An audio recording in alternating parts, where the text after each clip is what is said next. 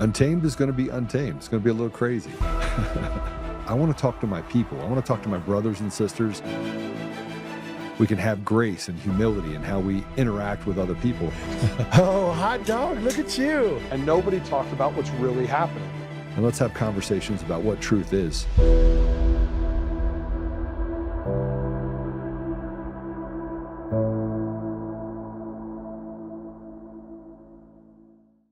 Are we on? Are we live? We are. Hey, welcome back on this beautiful Wednesday after we just saw the Republicans get crushed in, in every election across the entire United States. This is a reminder that stolen elections have consequences. Now, I also want to tell you that besides, the obvious areas where Democrats don't even have a pride flag, we have not won an election since President Trump was elected, not a special election. We had a very, very, very red area. It's been red for the last 50 years. Matter of fact, the last time that they had a Democrat that was in that office outside of, in Pennsylvania, was when they did redistricting in 1979. So since 1979, there's been a Republican up until a special election that happened literally a month after President Trump was sworn into office. We're in trouble. We're in trouble. And I was on the phone with Kyle Seraphin, ex-FBI whistleblower, frankly, one of the coolest cats I've known and a good friend. And we talked about it. And he goes, that's okay. I'll just get to work out a couple days a week and get ready for the fight, because there will be one. And we hope that that fight will not turn kinetic. We hope that it won't get to a place that it gets hot. But it could. It could. So today we're going to talk about a few things. I have an amazing guest in the office, in studio today. And it's Lori Gimelshteyn. I said that right, 3 syllables. She reminded me. Founder of the Colorado Parent Advocacy Network, CPAN. And she's talking about the attack on our children. Yesterday we had Ted on, who talked about the effects of a vaccine and how it took the life of their son. And it didn't take the life of their son quickly. It was a 36-year fight until he finally passed away in 2017. So, I look at the elections and I look at what's happening collectively in the country. And no matter where we look, we can see it. We can see the pure evil. We can see the lack of accountability. We can see the lawlessness. We can see the stolen elections. We can see what they're doing to our children and grooming and going through these things in a way that parents they feel helpless. So you have some parents that leave their kids inside of that environment because, frankly, they don't have the resources to homeschool them. They have to go to work. They have to do all these things. And then you have the other parents that homeschool their kids that now are under attack by the CPS, showing up at their front door saying, oh, we're going to take your children away from you. You have to affirm that they're a different gender. You have to affirm your children, or we get to decide the future of your children. Mm-hmm. It's chilling. So let me just tell you a little bit about Lori. So she turned a national firebrand. She mobilized 35,000 signatures to get HB 251312's speech-crushing tyranny, leading to landmark lawsuits shredding school districts for secret gender transitions. Getting firing proud American, I call them proud American deans. They probably aren't. What's that? I can't hear you. You can get on. Dean. Oh, so talking about the proud American deans. Okay, got it. You're the one that wrote all these basic notes for me to go through, just so you know, Patrick. I hold you responsible. But we're also going to talk about Mamdani. We're going to talk about that, but we're going to talk with Lori right now, because I think there's a lot to go through. And we had Aaron on, whose daughter was almost a victim of this environment up in Fort Collins, and it's real. It's scary. Parents today they're having children, and the first thing that they're worrying about is what is going to happen in 5 years when they go to school. So I'm going to let Lori tell you a little bit about herself. And other than that, Lori, it's great to have you in the studio. Thank you so much, Joe. I appreciate being here. So tell everyone, you've been doing this for decades. You've been working in grassroots environments for the last few decades? Not quite. I'm a speech pathologist by background and discipline, been in private practice for over 2 decades. We moved to Colorado back in 2011, intentionally moving from all over, Air Force family. Okay. I was born and raised in Massachusetts, and my husband is actually immigrated to the States when he was 7 from the former Soviet Union. Okay, great. And he enlisted in the Air Force at 17 and commissioned at 24. We married at 30, and here we are in our 50s. And we had this great opportunity to come to Colorado and go to Buckley Air Force Base, and we intentionally chose to live in the Cherry Creek School District. Oh boy. Mm-hmm.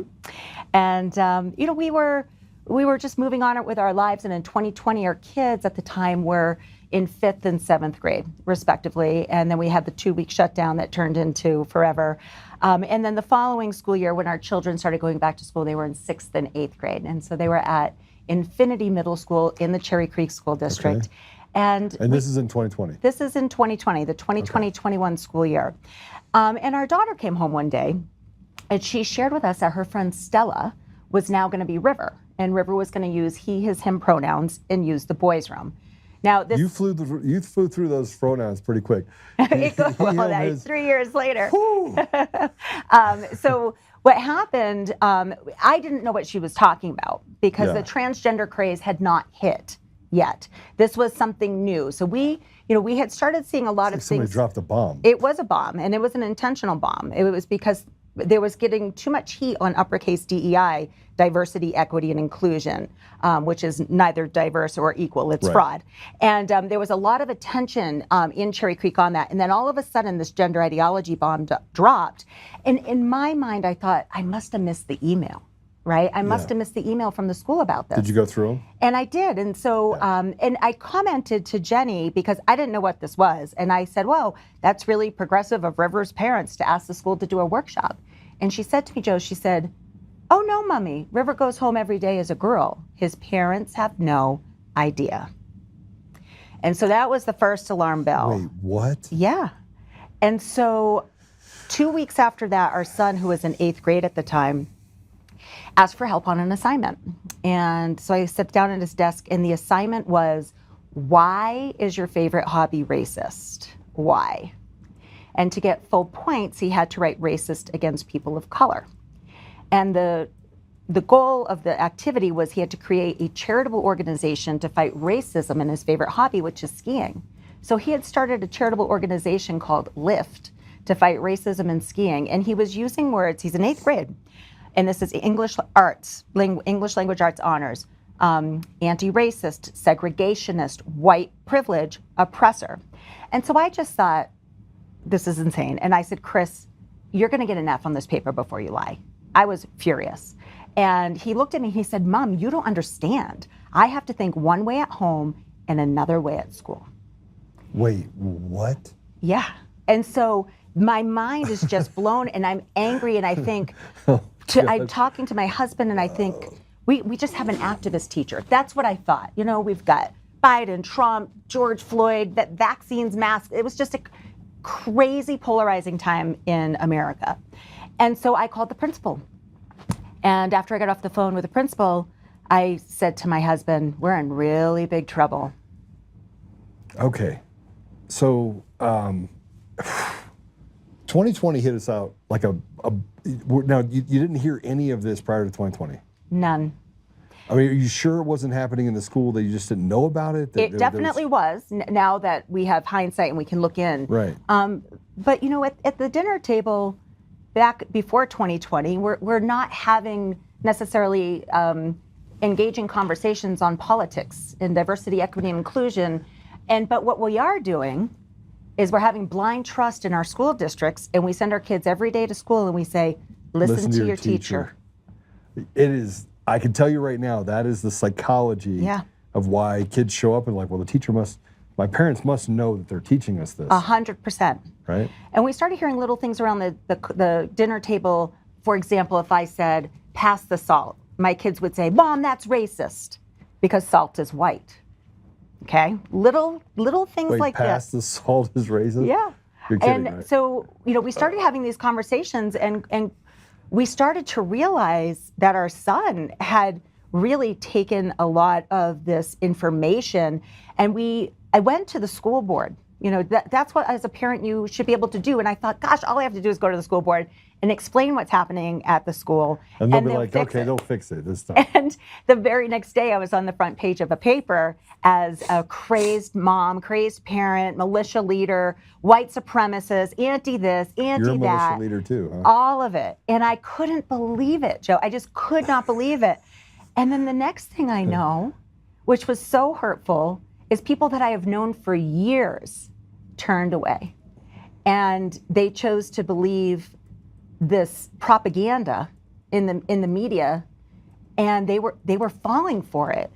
And I was just overwhelmed, and I wasn't sure what to do. But now I'm really engaged, and I'm learning quite a bit about school board policy. I'm starting to get engaged on learning about what's happening up at the legislature, and I'm learning all this stuff, and I'm starting to reach out to other parents. And I had the great good fortune of getting connected to Dr. Alveda King, Yes. Dr. Martin Luther King Jr.'s niece, and She's amazing. She's amazing. I've had her on the show. She's absolutely. She's so wonderful, and she's praying over us. And at the time, I was thinking, maybe I'll start a parent advocacy group for Cherry Creek. And because I know all these parents that came here because they want their kids to have a quality education. But we have some issues. And she said to me, I really think you just need to consider opening a statewide organization, because parents across the whole state are going to need your help. And she said, it won't be that much more work. Well, she was wrong about that part, but she was right about starting a statewide organization. And I spent a good 5 months really networking and spending time in discernment, because if I was going to take on this venture, I wanted to ensure that I wasn't duplicating efforts already. And so I started networking with our partners at the Foundation Against Intolerance and Racism and Defending Education, formerly Parents Defending Education, here in the state with Independent Institute, and other organizations as well, meeting with education policy directors, spending time with people up at the legislature, learning about policies, practices, and legislation that were, impacting. All parents want to do is raise their kids according to their morals and values. Right. And when policies, practices, and legislation stand in the way of that fundamental role, and you have government overreach into your ability to parent your kid, there's nobody there to help you. And that's where CPAN comes in. That's where we are filling that gap, because together we are saying parents will not be sidelined. We will be heard. And CPAN stands in the gap and helps families to advocate to protect their fundamental right to raise their children. Okay, so I have to ask you this question. Mm-hmm. I think it's really important. It's an important question. Is this a fight between good and evil? I do. Are we looking at, is this fundamentally different than just two ideologies? Mm-hmm. I do believe it is a fundamental fight between good and evil. And the reason why I say that is because when you dig into what we're seeing happening in classrooms across the country, and not just classrooms, Joe, I mean, it's in the education system, it's in healthcare, it's in the legislature, it's in family court, it's in child protective services. Every system designed to help the family is weaponized. And people will say, well, why is this happening? Why would they do that? And there is only one reason. There's a lot of people that say that, by the way. I mean, I'll have this conversation and people will look at me with like 20 eyes. Yeah. And I go, listen, good people don't recognize evil in its early stages because it's subtle. Mm-hmm. And you didn't know what they were doing at school. My son came home in 2019 and said, Dad, Mario said that I have microaggressions, that I'm a racist, and I was like, tell him to piss off. Mm-hmm. How old's your son? He's 25. Okay. He went to DU, but he went to Valor first, so he didn't have any of those problems at Valor, and he was pretty isolated, which is good and bad. I mean, there's you want to talk about bad Christianity and getting a dose of that, you get that when you go to the Harvard of high schools in Colorado, but when he went to DU, man, they force-fed him the propaganda at a rate that was unbelievable. Well, and it's so tragic because so many families, had their children K through 12, and it really, this really ramped up in 2000. Right. And nobody really became awake or aware of it until 2020.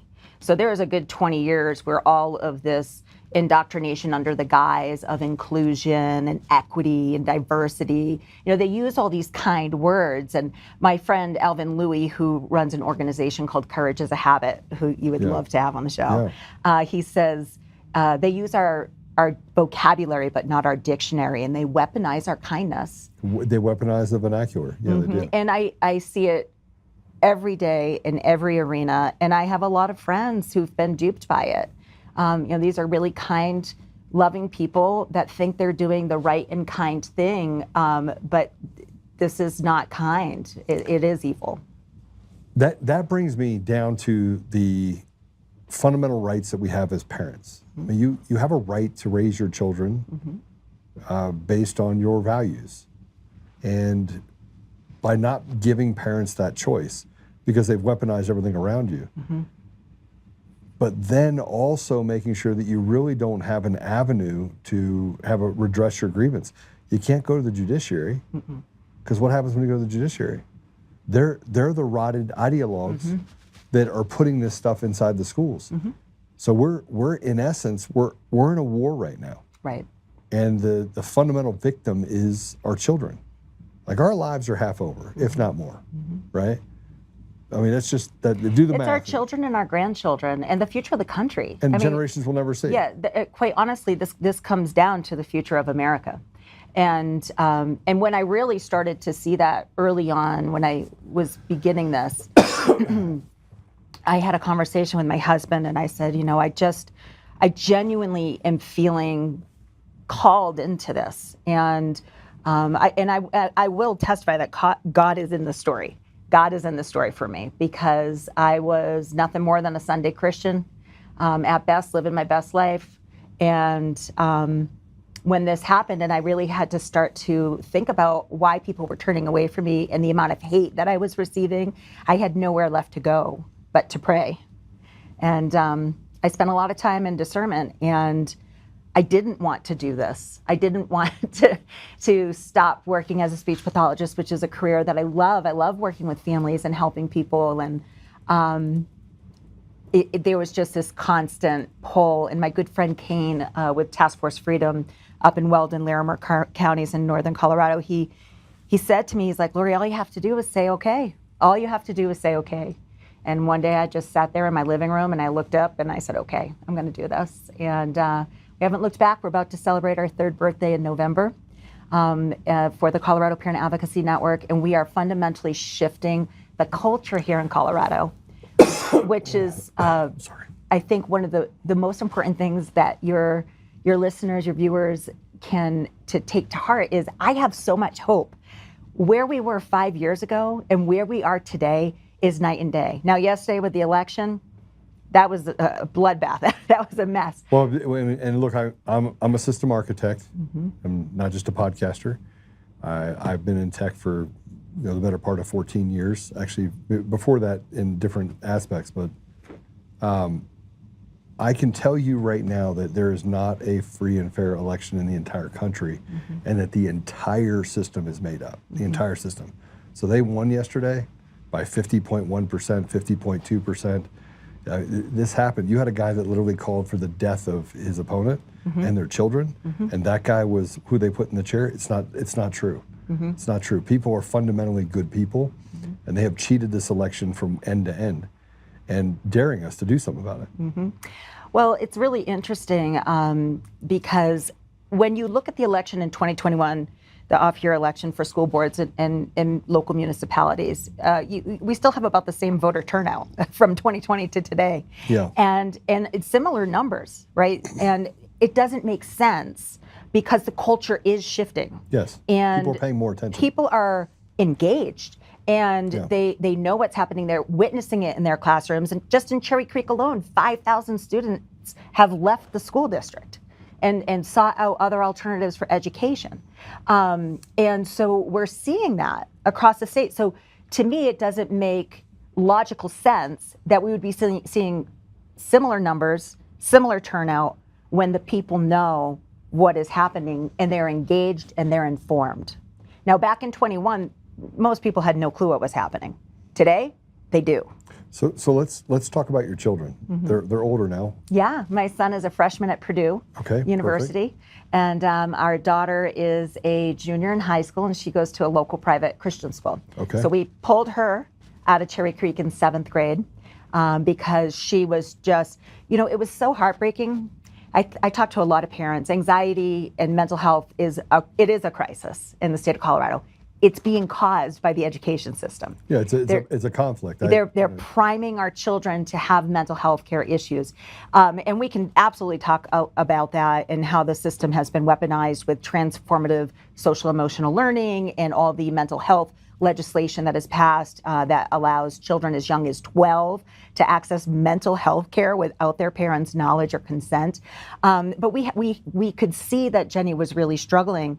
And so we pulled her. We put her in a charter school for 8th grade, and then we put her into private school for high school. And it has fundamentally changed her life. So, I tell parents, if your kid has a stomach ache every morning or is crying and doesn't want to go to school, it's not because, school is hard. It's because something is happening in that environment that is causing them great pain. And you need to address it. You cannot have blind trust in your school. And quite honestly, you can't have blind trust in a charter school, a private school, or any school, because you will always have substitute teachers coming in. For example, when my daughter was in a charter school, classical charter, she had a substitute come in and spend an entire hour in her English class teaching the children about racism against non-binary people. Now, the charter school did a great job in not continuing to have that sub come in, but that sub's going to another school. And so you do have to be vigilant. We have great resources on our website at coloradoparents.org. If people go to the Parents tab, we actually have conversation starters because parents don't know that they need to talk to their children. Are you drinking water during the day? That's a big one. A lot of kids aren't drinking water. They're coming home with headaches, not feeling well, they're tired. And it's a lot of times it's because there is a biological male in the female restroom.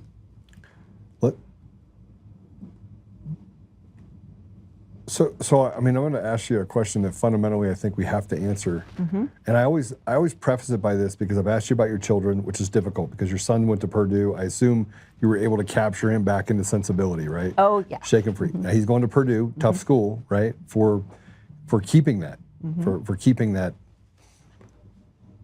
He was the last valedictorian in Cherry Creek School District. They eliminated that merit because it inflicts harm on other children. That's literally their rationale, that it inflicts harm. And we were able to pull Chris back. And he really can critically think. And he just told him to think for yourself. I mean, just basically. Yeah, and he questions us. He will absolutely put on the critical thinking cap in conversations with his parents and with me as a statewide leader of a parent advocacy group, really fighting back against this nonsense that's in our classrooms and everywhere. But yeah, our kids, we were able to pull them to safety. Why attack children in such a vulnerable state?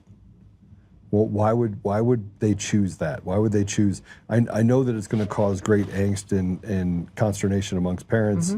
They change the rules. It's happening in conservative areas as well as liberal areas, which means that our education system is rotted to the core across the entire nation. So you have a captured judiciary, you have a captured education environment, you have people even President Trump and others that act like, oh, we've got rid of DEI, we snapped our fingers and it's gone. No.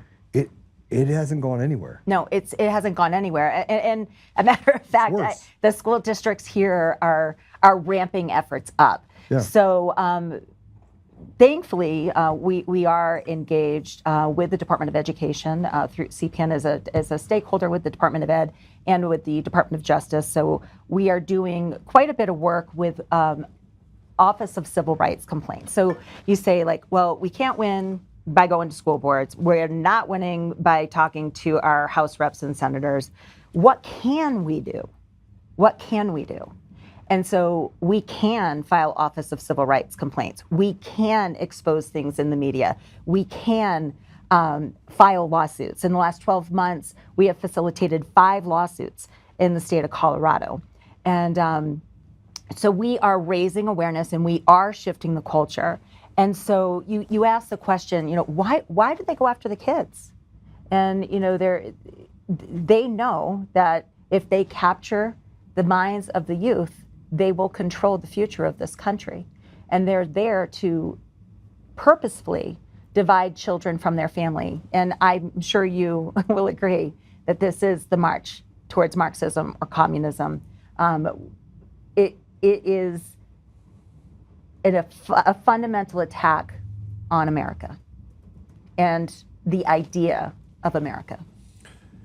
So there's a guy named Yuval Noah Harari. Do you know who he is? No. World Economic Forum. Mm-hmm. Oh, yes, now I do. Yeah, and he basically stated, he was they're bragging about it. So you have Soros and you have all these people that brag about this. And to a large degree, I'm still trying to figure out how they got to the place where they're that evil. I mean, these are godless people. These are people that don't believe in God at all. And I've learned to differentiate cultures, I'm a Christian, Jewish, Catholic. I mean, fill in the I'm a mutt, right? And so I have a very diverse relationship with lots of different cultures. My family's interracial. But he said something that was interesting and with such power, because I think that we have to look at it from the perspective of the why. Like, why would anybody do this to our children? But he said that they have found a way to hack the human brain. I mean, do you think that they found a way to hack the human brain? Well, I mean, I think we see brainwashing tactics all the time. And it's pronounced. I mean, it's very pronounced, and it's very evident. You can see how radicalized people have become, and they're using propaganda techniques that we're very familiar with. I mean, our country has used techniques like that against other countries, and now they're using it against us. They're not only using it against us, and now we don't even have MAGA. Like, MAGA is now 40 different camps. And, the pro-abortion or anti-abortion is in 16 different camps. And everything has been divided in such a way that you can't even have a conversation with people that you think you should be like-minded with. Where do you see things I mean, and I'm going to ask you a scary question. Where do you see things in 5 years? Are we going to be better in 5 years? Are we worse in 5 years? I'd like to see where we are in the next 3 years. Okay. I think that I am very pleased with the administration in terms of their response, but at the same time, people need to recognize and understand that executive orders are gone as soon as President Trump is out of office, and we have to change legislation. So how do we do that? So we have a radicalized legislature here when you go up to the Capitol. And if the only time you've ever been to the Capitol is to go for a field trip, you need to go up to the Capitol and step into that house and engage, because we don't have an actively engaged citizenry in our country. And I am grateful that I am seeing Lori, that change. I have asked 50 people in the last month, what's the Fourth Amendment? Do you know how many people can tell me what the Fourth Amendment is? People can't tell you what any amendment is. I literally had a conversation yesterday with a neighbor. I won't call it a conversation. I put a Facebook post up that said, are you an American or a communist? That's the question. And that must have gone over well. Oh boy, yeah, on your personal Facebook page. I did that on purpose. I wanted to see what the responses would be. I had responses, you can be an American and a communist. These are people that responded to you, that your these friends. Are people that are lawyers. Are these your friends on Facebook? These are people that I went to high school with, that you are friends with. I intentionally try to push the narrative because I want to be able to have a conversation with people that we should be able to talk with. You should spend time with people that disagree with you. I spend a lot of time. And you should spend time debating ideas. And one neighbor said, the question is, are you for fascism or against fascism? Oh, of course. And so, exactly. So, you're comparing apples and apples. They're the mirror image of each other. And I talked about how, the Constitution grants us our rights. Our rights are granted to us by our Creator, right? That's how it's written, is our Creator. They're endowed by our Creator. And he lost his mind and said, you lost all credibility when you start talking about religious nonsense. And I said, so it's clear to me that you've never even read the Declaration of Independence. And you're stating that you understand, the founding ideals of our country. And so you're dealing with people that will say, America is all of these different things. You can be an American and be a socialist. You can be an American and be a communist. You can't. You cannot. Because one is about individual freedom and one is about state control. And they are not the same thing. You may absolutely believe in those things because that's the great thing about our country is you can believe anything you want to be and you can talk about anything you want. You can be a cat. Yes, you can. You can be a cat. Unfortunately, yes. You can be a cat. Do you think we debate the ridiculous? Do you think at some point we debate the ridiculous? We could have a lot of fun talking about all the things happening in schools. Well, I mean, and you get to touch on the things that are happening in the schools, and I get the chance to talk to kids all the time, right? So I have lots of nieces and nephews that are just my nieces and nephew because I'm Uncle Joe. And I want to tell you a story. I'm going to go sideways here for a minute. I had a friend of mine's daughter that came to me when she was 14. And she said, Uncle Joe, I'm bisexual. I just went, okay. And a short time later, came and said, I'm gay. And I kissed her on top of her head, and I said to her, are you chopping your legs off? And she said, no. And I was like, okay, you're still the same beautiful young lady you were before. And I didn't say anything else because she didn't actually know what she was. Fast forward 10 years later. She calls me and she says, Uncle Joe, I need to meet with you. She's 25 years old at the time. And I said, hey, no problem. Now, she had gone through college. She had her dark period where she dressed up in black. She went through a lot of different things. And she's living with a girl. She's completely in the LGBT, whatever you want to call it, environment. She reads my stuff all the time. My business partner is a gay, married, Jewish father of two, right? Try to fit that all into he's one of my best friends, been my partner for 14 years. So I sit down at breakfast with her the first time, have coffee, and then we have lunch. The coffee was the most important one because we sat down, and she goes, Uncle Joe, I don't think I'm gay. And she tells me about her teacher, which was 13 years old.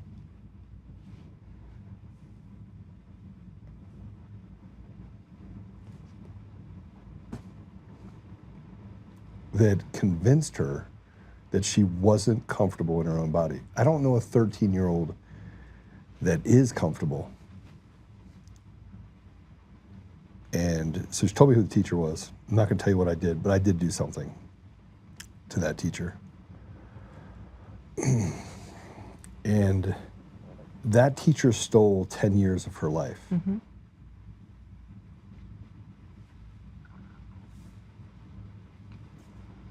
And Governor Polis just codified that practice. Yeah, and I actually sent her a text saying you need to listen to what we're talking about right now.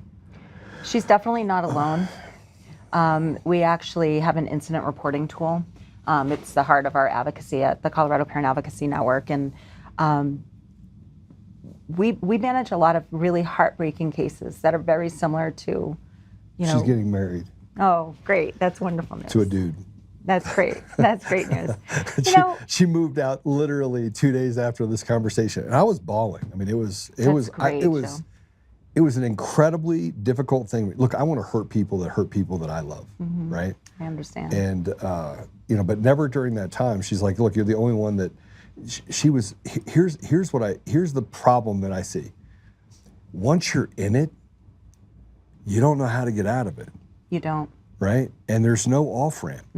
Especially if you've separated from your family. Yeah, and she did. Yeah, and that is a tactic, right? That is one of their tactics that they're using. Your parents won't, love you anymore. They're not going to believe that you're transgender. Yeah. They're going to be abusive. They basically call parenting abuse. Yeah. That's what's happened. That is the new narrative. So how is that not? How can people not fight against this? I mean, how are more people not really pissed off? Like, I want my children to be happy. I have 2 beautiful kids, but they're the fruit of a good tree. Because my son came and told me he was a cat. I tell you what, it might get shock therapy. yeah. So, you would say no, but now in the state of Colorado, that's illegal. Yeah. Okay, it's against the Colorado Anti-Discrimination Act. Yeah, I don't care So, what they say. and that's a key thing. I'm right now involved in a lawsuit against the state of Colorado for my First and 14th Amendment rights, because House Bill 2513-12, deceptively titled Legal Protections for Transgender Individuals, prohibits me from speaking freely. We're under siege. And they're criminalizing speech. They're criminalizing parenting. They've changed the laws to give children rights over their parents. And it's our constitutional right, our fundamental sacred role is to direct the upbringing, care, and education of our children. And so when you see practices over the last 5 years in these schools, oh no, that's not happening. We don't have CRT. We're not pushing LGBTQ. And then the next thing you know, it's codified into law. Yeah. So we have seen practices turn into law that now direct policy. We have children as young as first grade learning about LGBTQ in social studies, because Governor Polis made that group of people a minority. And you have to teach about minorities in social studies. So comprehensive sex ed came in 2019 through the legislature, requiring public schools. But they had to steal elections in order to get all this stuff done. And I think that's my biggest problem, is that we fundamentally don't understand how to separate symptoms from problems. And if we don't fundamentally get to the problem, right? And parents feel like they're alone. So, I mean, where you are, and they're invisible. It doesn't matter. And look, 45% of this state lives below the poverty index. 45%. It's one of the largest, poorest states by index, by percentage in the country. Okay? So you have a very large group of people that live in Denver, in Aurora, in different areas that have what I call deserts, like food deserts, opportunity deserts, and education deserts. Those 3 things make them the most vulnerable. And their parents either have to work, or they're out doing crack, or they're in jail. It's a whole bunch of problems that they become reliant upon the government. And that is not an actively engaged citizenry. And our government is so out of control and so big, and not following the rule of law, and not really following any of the founding principles of our country. But, I think parents do have a voice.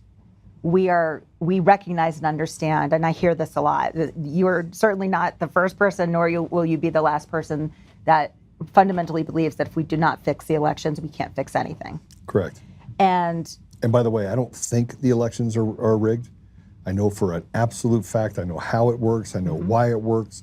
I have studied it for 5 years. I have a very good understanding of where it came from, who was responsible for it. And by the way, if that little prick Eric Coomer wasn't actually the one that on that call, I wouldn't have cared. I wouldn't have been anything. Yeah, I would have thought that it was weird in 2020 and it was stolen, but I wouldn't have dug as deep as I did into the election stuff. So there's it's actually personally something that's pretty significance to me.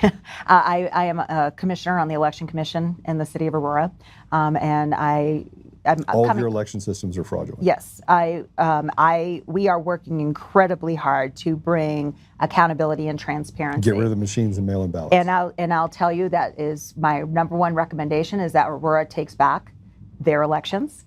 We don't contract out to 3 different counties that use any type of machine. Danielle Jersky is one of the most popular people out there. Lost her election yesterday. Yes, she did. Right? A good friend of mine. I can't believe it. I can't. She can't go anywhere. Everyone in Aurora loves her. Right. And I cannot believe it. It goes back to what we were talking about earlier. It doesn't make logical sense. No. We are in 2025. People know what's happening. Right. They're feeling it. Everybody knows somebody that's been impacted by gender ideology. Right. Everybody knows somebody that does not feel safe. Everybody knows someone that is struggling. And that is why I cannot believe the results from yesterday. And I will share, and this is a little bit off topic and not related to Colorado Parent Advocacy Network and our work there, but I'm very concerned about the elections because we are losing school boards all across the state. Why is that? Douglas County. Douglas County, the reddest county out there, turned into a bunch of communists. Right. Are now in there. Mm-hmm. And by the way, it's deeply, deeply red. I don't care what anybody says, deeply red. And they took that as well, and not by a small margin. Right. And you can see the very significant difference between the ideology that each party is bringing. And so you literally have common sense, and then you have lunacy. And it's not progressive. We're not talking about progressive. These aren't progressive values. No. These are almost Martian green people values. It is very Destroy alarming. humanity. People that genuinely want to destroy this country. Mm-hmm. And half the kids in the state of Colorado are not at grade level in reading, writing, or math. They can't comprehend what they're reading. Right.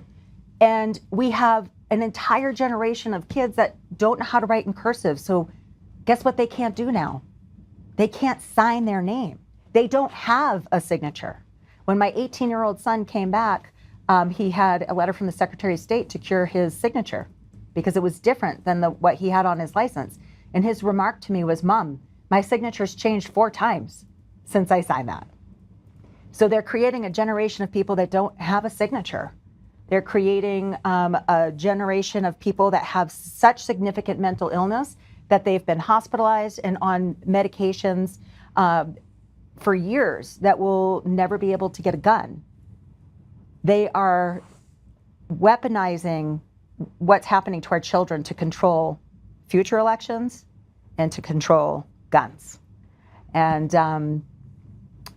being kind of going back to the election, I toured the Arapahoe County facility last year, and it's all smoke and mirrors. They make all this pomp and circumstance about Democrats and Republicans bringing in, these ballot boxes, everything's secure, everything's, under the watchful eye, and you got all these people working, and then you think, well, what about those mail-in ballots? They don't get that same level of security. I'd pop it in my mail. It goes in some contractor's back of their truck all the way, hopefully, to the United States Postal Service, where it sits in a bin in an open facility. But we have to make all this pomp and circumstance about the ballot boxes coming in. And there's all this conversation on... You have a centralized counting facility. You have a contract with Runbeck and or a Continental to actually print the ballots. You have no idea what ballots are actually coming back, who touched them when they were out, whether or not they ever got mailed out, whether or not they just showed up. You don't even know whether or not the thing that showed up from UPS is actually not just going straight from Runbeck over to the counting facility. Everything about our election system is fraudulent. Now, there's not one part of it that is not fraudulent, including the RLAs, the risk limited audit, because it predetermines based on an algorithm inside the system which ballots you pull, which means they can tell you which ones to stay away from, right? A rootkit inside of a program behind a black box can do everything on the voting, and you never have to touch it. And that's why Tina Peters is sitting in jail for 9.5 years right now. And what we have to understand is that when you highlight this information, I know you understand this. Yeah. But when you question, when you question, can we have a discussion about this? And you're immediately told to cease and desist spreading misinformation. That tells you you're right over target. And when I was on this tour, there was so much conversation how there's nothing in the facility connected to the internet. And so then we get to the big black box, right? And only 2 people have access to it. It's inside a glass case. It's inside another glass case, and only 2 people have access to it. And they say, and then we send the results to the Colorado Secretary of State. I said, how? How are you sending these results if there's no internet access? Do you have an Ethernet cable going from Arapahoe County up to Denver? What is this? And they said, oh, we bring in a USB drive and we load the results onto the USB drive and we walk across the street and we upload them onto a computer. And our clerk and recorder doesn't know the numbers because everything's encrypted. And the person that has the encryption code is the Colorado Secretary of State. And I will put that on an affidavit. That is exactly what was stated during my tour. Okay, so you're on this election commission, and people on that commission with you probably think you're crazy. And I didn't mean to. This is about CPAN. I want to talk about what we have to empower parents. I actually think we're going to war, and I think in the next 60 days you're going to see some civil unrest by normal people like me, who, I mean, I call myself normal. I just frankly have had enough, and I think a lot of parents have had enough. But the election is a big part of parent advocacy, because if we can't have faith in our election system, we can't make change happen. And so we have to find alternative ways in the meantime to make change happen. And we do that with our lawsuits and our civil rights complaints and exposing things in the media and getting people more engaged. And we are shifting the culture. We are making great gains in that. But I do agree that if we cannot have trust in how the elections are handled, that we have a mess. Your job is going to become incredibly much more difficult over the next 3 years in the state of Colorado. We have lost every ground. Matter of fact, I think that the count is we lost nearly 90%, 85 to 90% of all seats in this off-year election. They are not, they are swiftly not, they don't care. Like what President Trump says does not matter. Nothing matters. It's a double middle finger. So we are a captured state, and which means we as people are slaves inside of the state. Is there any other way to look at it? I think that's a really great way to describe what's happening in Colorado. And, I think this morning a lot of people that are in these grassroots efforts are feeling disillusioned and, just disenfranchised. But we the people are going to be what changes this state.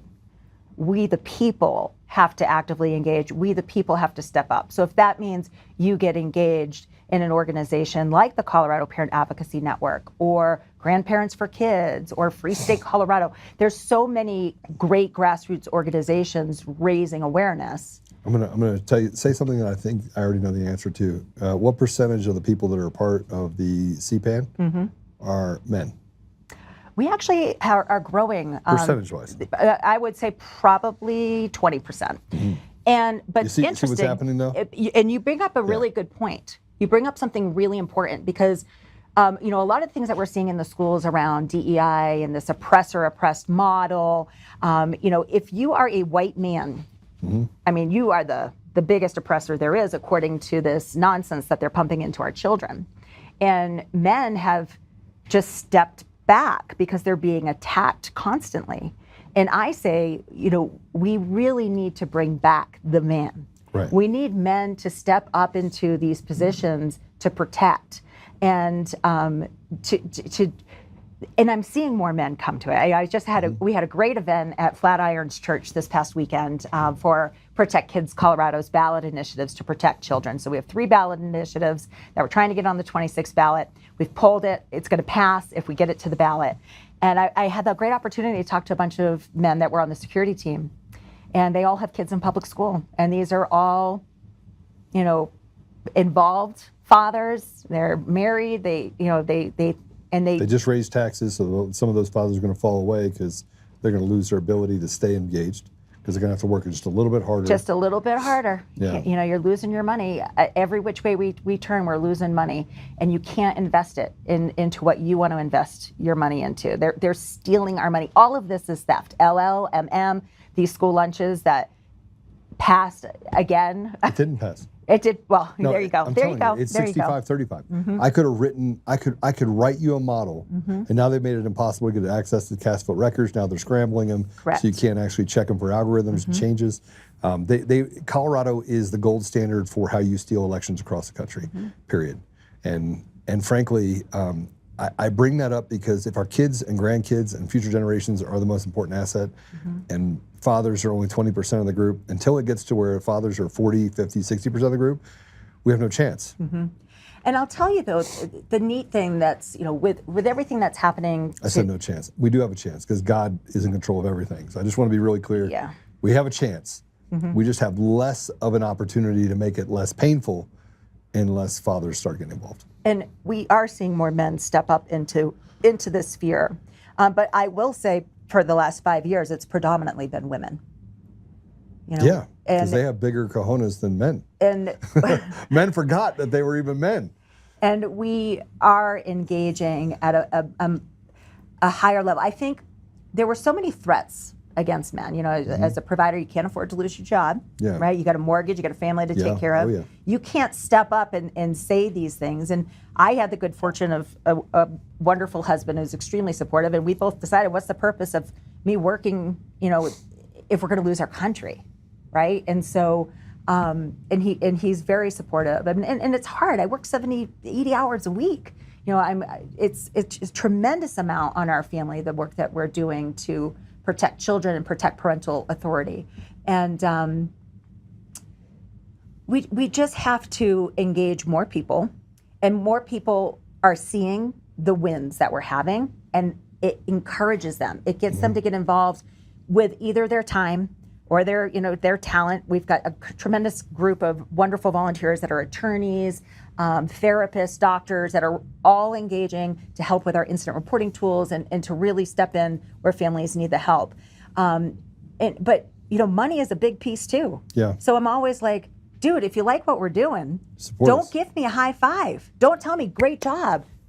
Do a $5, $10 monthly recurring donation so that I can hire someone, so we can get more lawsuits, and we can get. So let's talk about that. You have to pay for lawsuits. These are outside attorneys, or are these attorneys that work for the organization? Outside attorneys, so both. We do work with national partners that take some of our cases pro bono. Okay. And so through our instant reporting tool, we facilitate a lot of different lawsuits. One, we're suing, we help facilitate a lawsuit against the Cherry Creek School District for firing a middle school dean for stating that he was a proud American. You mean Patrick? Patrick.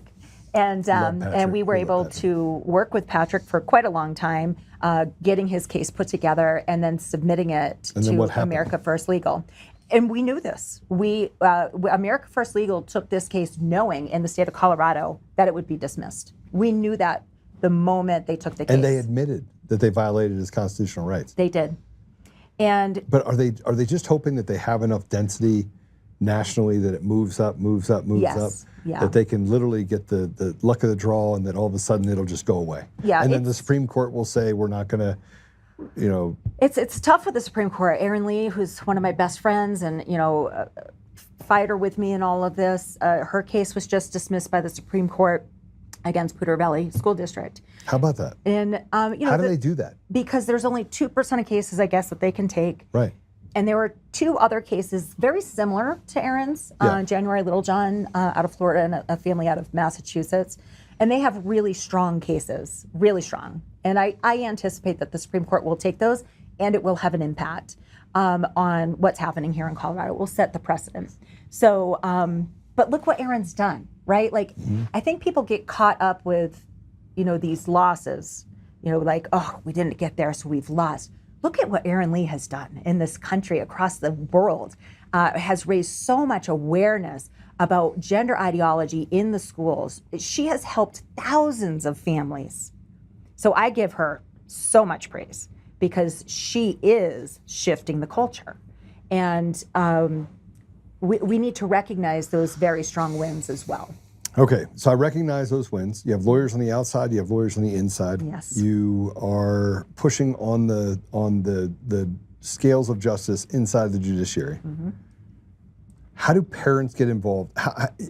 Is there any way that parents, does the CPAN have the ability for them to have, we just started this group called the Brotherhood, right? It's just brothers, right? Okay. Matter of fact, we call it brothers. And I went from 340 people who said I want to be in to, I think we're down to 37, right? So it just shows you how quickly people are like, yeah, I want to get involved, yeah. to, oh, I'm busy, right? They don't want to invest the time into it. Rarely do men invest time in their own marriages or their children, right? So getting to 37 was, I thought it'd be less than that. I thought it'd be 20, right? Or 15, right? Is there a way for these groups to form, let's say in Arapahoe County, and so that you can make them so they can move around, where you can activate them to show up to a school board meeting? Or, I mean, look, if you had 50 to 75 men standing tough while behind someone speaking, they would think twice. Just if somebody was at the podium and says, I got 2 minutes. Hey, John, your address is 1444 Johnson Street, right? That's where you live? And then, oh, yeah, Mary, you're at 1745. I just want to make sure your addresses are correct. Okay, just want everybody to know that. Okay, I don't have anything else to say. Sit down. Next person comes up, talks about, hey, yeah, we're all here supporting this. I don't really want to intimidate people, but these are our children. And there is a loaded revolver at the head of our children every day. And what I'll say to that, is in that is a strategy. You had this look on your face like, ah. But the teachers union has 100 times what you have. And so if you show up, we brought out Pastor John Amanjukwu with Turning Point Faith back in 23 because we uncovered that Cherry Creek School District was not only in their school libraries having books that contained extremely sexually explicit material that we notified the school board about, and they didn't remove it, but they also have, and this is across the nation, not just in Cherry Creek, but they contract with these vendors, EBSCO, Gale, that create scholastic material, and it's curated. So this isn't a Google search, Joe. It's like, this is curated information for our children. And the only way you can get into it is to access it on a school-issued device with your password and your username from the school. So they're tracking data on what you're looking at. And we uncovered so much alarming content in these curated scholarly collections for research databases, linking our children to sex shops, online talk rooms, guns, vaping, cannabis. It was so alarming, and we brought this to the attention of the board, and they said, no, we're just gonna ignore you. So we worked with our pals at Libs of TikTok, and we exposed it. It went viral, and we ended up bringing out Pastor John because he was like, I'm going to come. This school district is woke. He was saying this, I'm coming out. I'm going to speak at this school board meeting. And John and I had a roommate agreement. We did everything the right way so that he could speak because they required you to be a resident in the district. Right. And we ended up, we were told he was not going to be allowed to speak. So we held a rally in the parking lot over at Prairie Middle School. What do you mean he's not allowed to speak? Why? Because it's against their policy. That someone can come in and speak? Yes. And that's one of the big issues, right? Is they have all these. So there's no freedom of speech then? No, there's no freedom of speech. Yeah. So we held a rally so John could speak. And we recorded it, and we had probably about maybe 125 people that came. This is 7 o'clock on a Monday night. It does not make it easy for any parent to get to. The district's enormous. They have these meetings all over the district. And who shows up? Antifa. Parasol Patrol, teachers union teachers, all with their flags and their rainbow umbrellas. They're driving vehicles through our crowd of people in the parking lot. And Lori, I'd have shot him. Well, you told me to show up. The second you drive that car through me, I'm putting a bullet right through the windshield. And you could say, Joe, you're a violent guy. Here's the deal. I grew up in the hood. I have done very well. The only way to deal with evil is with force. I didn't say violence, I said force. You're not going to stop evil from taking your children unless you push it back into the hole it came out of. And so this is a hard conversation for you because, frankly, I grew up in a certain way, and I got to a place where I said, you know what? I absolutely don't want to be anywhere near that. I lost a brother that got murdered by a police officer. I have people in my family that have massive issues, right? And so you cannot want that part of who you are to come out and still recognize that all these people are being hurt. And they're driving cars through it because they know that you have good people. Sometimes good people have to raise up the sword. But what they'll do, because they have the capability and the money, And by the way, everyone, this is not Lori's words. These are my words. And by the way, Kyle Clark, you already know these are my words, right? I just want you to know. Everybody knows these are my words because, frankly, I think you're evil. And the only way to push out evil is to basically with force. But if you drive a car through me, I'm sorry. And you know what you're describing, you know, can we have, you know, 50, 60 parents come to a school board meeting? You absolutely can do that, but they're going to have 300 of their activists. Whatever you have, multiply it by 3. They're going to have that much more. And then we have to do then they're better going to at that. coordinate with Kyle Clark and Mallory, because we cored those communications after this event. We cored the communications between the director of communications at Cherry Creek and 9 News, where they said, CPAN is coming to this event. We need you to cover it. And you've got a direct line to Dave Perry at the Sentinel, who, you know, puts a picture on the front page of me screaming. I wasn't screaming. I was calling the superintendent a liar, because he is a liar. He lied to these families. He lied about pornographic materials in our school libraries available to our children. Links to websites that bring kids to bondage sites. I mean, things you can never unsee as an adult in front of our children. Let me ask you a question. Let's say you weren't able to save your son. How much more angry would you be today? I am so angry today, even though I was able to save my son. I could have walked out of this a few years ago. I didn't have to do this. I cannot allow this to happen to someone else's child. I will not. There are people that are ignorant. There are people that support this. But I am going to be engaged in this fight because we have to. We, the people, have to do something. And we, the people, need to support organizations that are doing the work. And we, the people, have to show up and not say, well, there's nothing we can do. Because when you say there's nothing you can do, you've given up. And you have to have hope, and you have to have faith, and you have to do the work. And we're getting there. People are seeing it. Culture is shifting. I never thought that I would see the culture shift so much as I have in the last 5 years. But it's shifting, and we're losing ground because they're using machines in order to take the Correct. So it's I manufactured. I do agree with you on that. There will be accountability. People are just gotten to the point where they feel like they're slaves. I talk to people of all walks of life, both sides, Democrat, Republican, have conversations with them. Not one of them supports Jared Polis.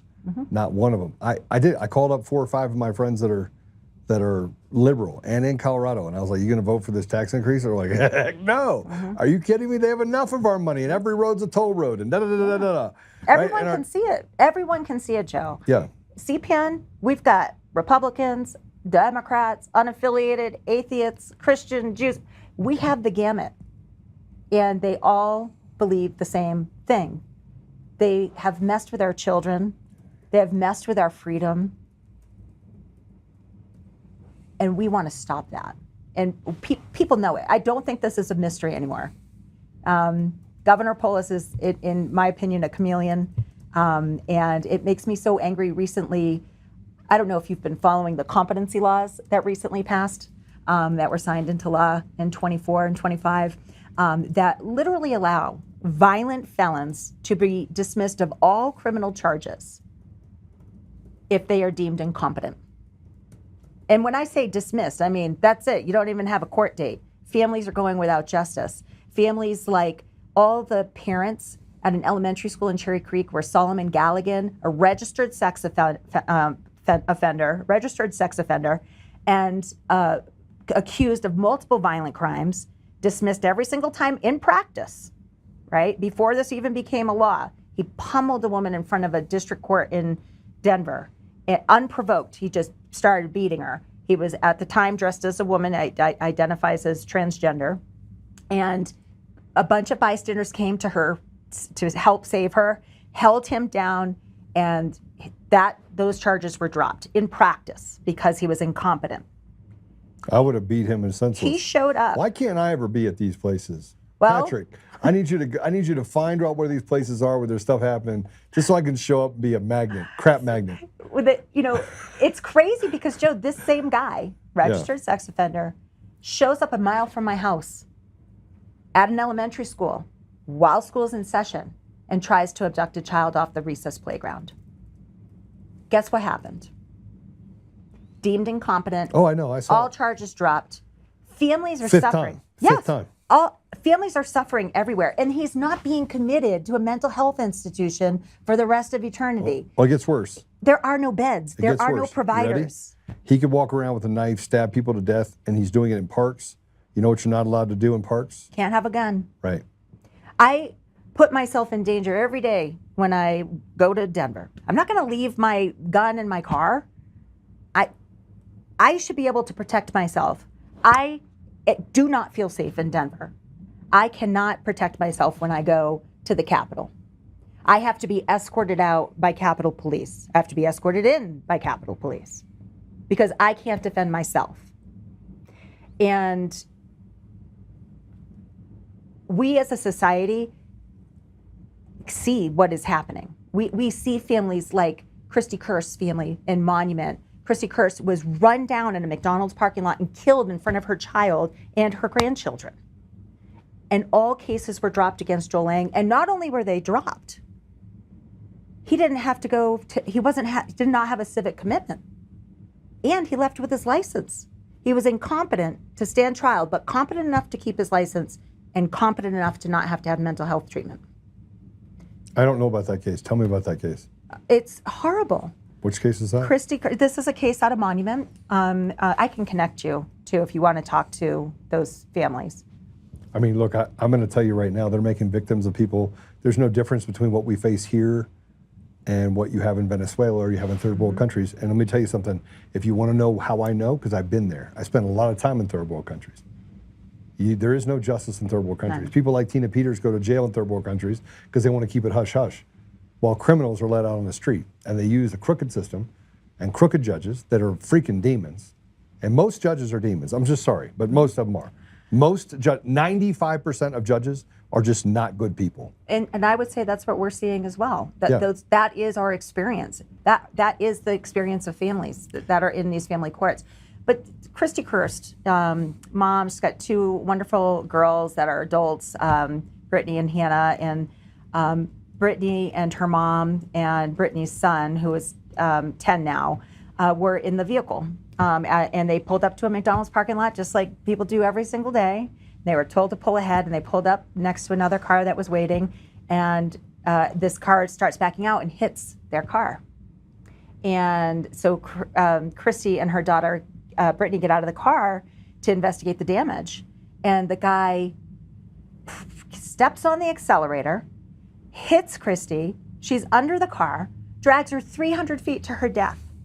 And in court, he actually said, I knew I hit her. I knew I was dragging her. I knew I was going to kill her, but I had to get out of there. And when asked what the term incompetent meant, he said, all this goes away. Where is the justice for Christy Kirst's family? And so we're fighting because we've got parents. I won't let my daughter walk our dog around the block. I can't be sure that I can protect her and keep her safe in our neighborhood. Solomon Galligan. And you live in a good neighborhood. We live in a great neighborhood. And your husband's from the Soviet Union, so he knows how to use a shovel. And I can't imagine that he, I was just saying. Well, and I will say, we are a family that knows how to defend ourselves. Right. We are trained gun owners. We are responsible gun owners, but we can't defend ourselves in public. I can defend myself in my house if somebody is attacking me, but I can't defend myself walking the dog if somebody were to try to harm me or my daughter. And the reason CPN stepped into this is because families can't raise their children in a safe environment, and we need the legislature and Governor Polis to convene emergency special session. We cannot wait till January, because then it's going to be March, and I'm talking to the district attorneys every single day. We had over 6,000 people sign a petition to the district attorneys because we know what happens at the legislature. They can convene emergency special session. There is nothing standing in their way of doing that to protect Coloradans. Governor Polis has done several things. Early in September, he said, I'm going to give local authorities all the resources they need to deal with this. What has he done? Nothing. We do this petition to the DAs. We say, DAs, you're the ministers of justice. They don't care. Several of them do. Who's the ones that do? I'll tell you the top one that does, Yeah. and the only one that signed our declaration of commitment. And there's 23 district attorneys. George Brockler. George Brockler signed that agreement saying that he would stand united to ask Governor Polis and the legislature to convene emergency special session.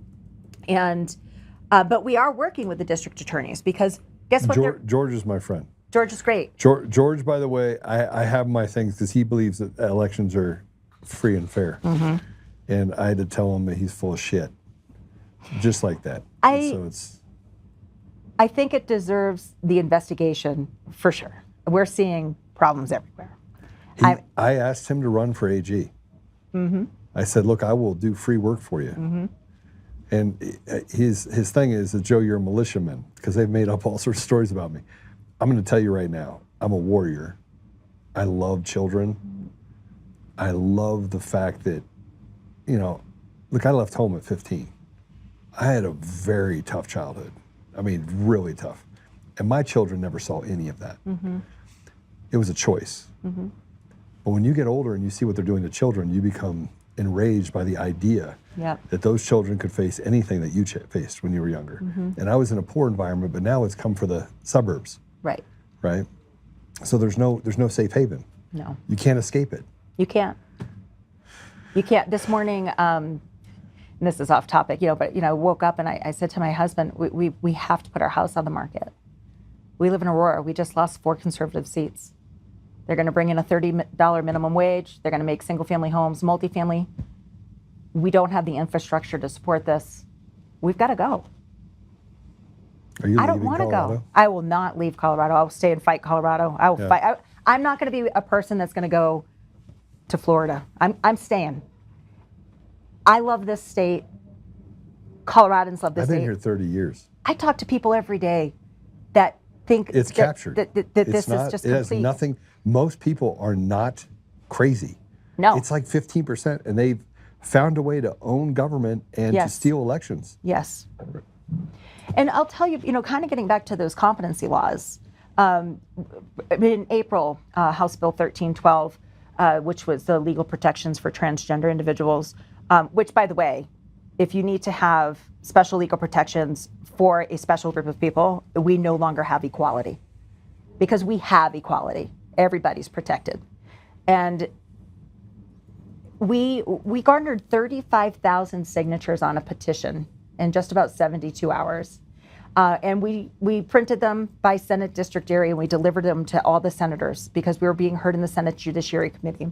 Over 700 people signed up to testify on this bill, 200 in support, 500 in opposition.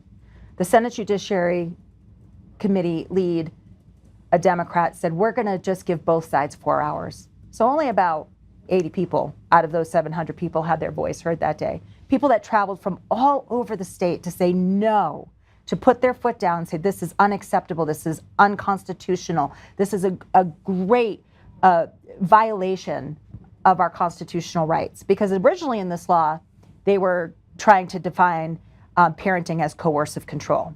Right. Now, they did make a really great smoke and mirrors production because we had so much involvement, so much national attention. We highlighted 4 families in the state that had already lost custodial rights of their children for simply saying, wait, we're going to talk about this newly declared gender identity. They've lost custodial rights before this law went into practice. This was just up in Mesa County, Grand Junction. They had a parent there. There were so many families, Durango, Jeffco. So Durango was a case that we broke in the Daily Wire. So Cindy Stein is a mom. It's been a year. It's last November, we received an incident report from her. And her child was groomed by Joanne Smotherman, who was a math teacher at Durango High School. This child has multiple comorbidities, autism, ADHD, anxiety, depression, very socially awkward, doesn't have a strong friend group, and mom was going through aggressive cancer treatments. And this teacher, Joanne Smotherman, who is married to Vivian Smotherman, who is a transgender identifying woman, told this child that the reason she was so unhappy was because the child was a boy. Groomed. You know, there's a case out against Phil Weiser for embezzlement and bribes. I'm being not paid. familiar with that. $15 million. Polis is a part of it. Phil Weiser is a criminal. I've seen, it's now public. It's now has been moved, and actually the court case is going forward against Phil Weiser, Secretary of State Jenna Griswold, Polis, legislators, Supreme Court justices for the state of Colorado, judges that were a part of this sex pay-to-play scheme that dates all the way back to 2020. I'm telling you, these people are criminals. DOJ is not doing anything about it. Although I do have Pam Bondi's phone number now. I should probably text her and say, hey, listen, you need to look at this case. I'm intrigued by what we're going to see over the next 3 years. Right now we're stalled. Good? You feel good? Yes and no. Cautiously optimistic, maybe. It's tricky because I work at a pace that, the Trump administration has done a tremendous amount of work in the last 11 months. Probably more work than I've ever seen in an administration in my 51 years of life. But it's still too slow. It's still too slow. Kids are being hurt every single day. The people that are in the administration they're purposely doing it to slow. They did the same thing in 17. Remember what Rand Paul did? 17, we had the House, Senate, and the presidency. What happened in 18? Flipped House, Senate. President Trump was impeached twice. Right? 2020, they stole the election. They needed to slow it down. They needed to quell the fervor of the people. They're trying to break our spirit. That's what they're trying to do. They're going to break our spirit, and then nobody will show up, just like they did down in Venezuela. They broke those people. And it went from the third largest economy in the world to one of the poorest communities in the world. It's tragic. It's going to happen here. But, there's a lot of the doom and there's a lot of gloom, but we are helping a lot of families. We are shifting the culture. It will come down to we the people. It will. Oh, it is right now. I agree with you. It will be the people that change. And so I want to tell you why I speak the way I do. Number one, I believe that Jesus is my Lord and Savior. I 100% live my life according to doing the right thing by God, period. And with that said, I'm not afraid to die. I'm not afraid to go to jail. I'm not afraid to get persecuted. This life is temporary. I don't want to live in any world where I'm a captured slave. And it's biblical. That the people in bondage will only be delivered from bondage if they act. Yeah. And you really have to, for me, fearing the Lord is far more concerning than fearing man. Yeah. I don't fear man. But we have all of these things that are happening. When you think about, CPAN's been around for 3 years formally. I've been actively stepping into the public square for about 4.5. Okay. I was not an engaged citizen. I never had a civics class in high school. I was told, stay away from politics. Politics are bad. Let them deal with it. We were all indoctrinated. All of these years, it's a slow boil, if you will. We've been led to believe things that are not true. For example, the myth that homeschool kids are weird. That is a myth. Some are weird. Some are weird, but let's take a look at some public school kids. Let's go look at what the state is doing and the kids that are in these schools, because it's alarming. And we have got to step into the arena, and we've got to do it together, because together is the only way it will work. That is absolutely true. All right, how do people follow you? How do people follow you? This has been a great conversation, and I almost feel like you have to charge me by the hour, because I have to lay on the couch and tell you what I would do. And look, I'm not a violent person, and I do love people. I spent 6.5 years in the Middle East and Africa. I learned Arabic. I loved on people and worked on interfaith dialogue and stopped tribal conflicts. I did great stuff for those years. And so, but I see what's happening in this country, and I've seen it over there. And it's run by the CIA, Mossad, the Pakistani intelligence community, the MI6 or whatever intelligence community they have in there. It's deep, and these are deep demonic people that have done this, and they funded it through our own dollars. So we're actually funding ourselves. We've paid for this to happen. We paid for what happened in the election. We're paying for everything through our tax dollars. They're stealing from us to take over us. And people can connect with Colorado Parent Advocacy Network at coloradoparents.org. That's our website, coloradoparents.org. And they can follow us on social media. So on X, we are at CPAN Colorado. Facebook, Instagram, you can just search Colorado Parent Advocacy Network. And together, we can restore a parent's authority to be able to direct their child's upbringing, care, and education. And we need to do it together. And we need to be strategic, and we need to be hopeful. We need to listen to God, and we need to do this now. Because if we don't step into the arena now, it's going to be too late, and this country will be gone. Your freedom will be gone. Yeah, guys, I want you to take the time to share this interview specifically, okay? I know that the censorship gods will not like that, gods with a lowercase g, but I need you to take the opportunity to understand that if we don't do something for our children, forget it. If we don't do something for someone other than ourselves, we've already lost. Like, there's nothing left to talk about. You are the Daniel Pearl of today. And if you don't know who he is, he was the guy that they kneeled in front of a camera. They made him denounce the United States, and then they cut his head off. And they killed over 3,000 people in New York in 2001. This is the same sort of terroristic behavior. And they brought it here. And then they made Mamdani the mayor. Which, by the way, I read this morning, there's really not a whole lot of damage he can do. I mean, he said he wanted to do a bunch of stuff he can't do. It's like saying that you're running for class president, senior class president, and you're like, and I'm going to make sure everybody gets an A. You can't. You can't get everybody an A. So it is going to fuel the Democrat Socialists of America Party. It's going to spread like wildfire. It's going to really... you've seen this transition. Democrats, we're Democrats, we're Democrats. No, they're Democrat Socialists of America. No, they're not Democrats, they're Democrat Socialists of America. And they keep, coming in as, I'm a Democrat, I'm a Democrat, I'm a Democrat. No, you're a Democrat Socialist of America. And that is... You're not an American. Does not coincide with our founding principles or belief systems. And that party is growing rapidly. That party is at our state capitol. It is not Democrats versus Republicans at the state capitol at all. It is the Democrat Socialists of America masquerading as Democrats. And they're stealing elections. And I'm telling you right now, the stealing of elections is a bigger problem. Every organization out there should be talking about it. The Heritage Foundation, by the way, is finally on board. A friend of mine was at a meeting, and they were like, of course the elections were stolen. Everyone that I talk to in private will not talk about it in public, but they know in private that what I'm saying is true. They're deathly afraid to mention it, which means there's a demon behind there that has, they have stuff on everybody, right? And it's really interesting to watch that, because you do have to say, what is it that they've got on you that you're not willing to stand up for what is right and true?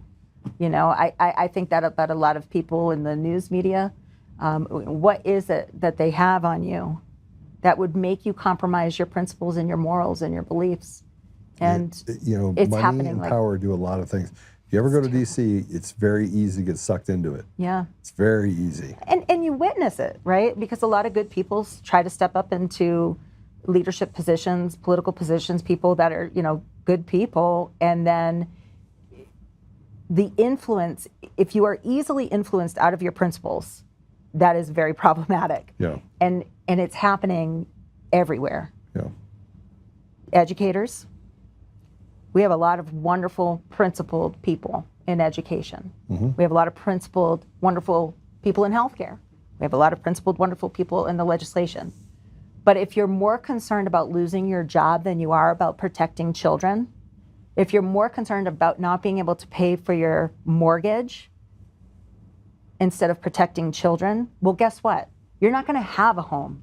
You're not going to have a country.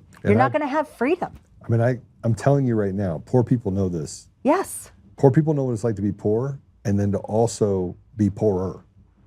Like people that are just making it, and a vast majority are just making it, they don't even know. They have no idea what it's like to have. I say this to all the Democrats out there that don't understand what's coming. They're the food. Right. And I say that, look, Republicans will find a way to work themselves out of it. There'll be less of us because people will fall out. They'll just end up killing themselves. They'll do a lot of bad stuff to themselves, right? But the Democrats that are down there thinking it's going to get better under socialism, they're going to get eaten first. Correct. Right? So they're setting up and handing them the knife and saying, please stab me to death and do that to all my children and everyone in my family.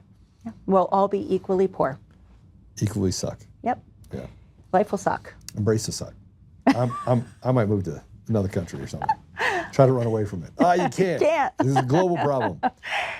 All right, we're going to take a quick commercial break. And when we come back, I'll talk about a bunch of stuff. Lori, thank you for joining us. Thank you so much, Joe. It's such a pleasure to sit down and talk with you. Listen, I need you guys to go to Colorado Parent. It's Parents CPAN. with an S.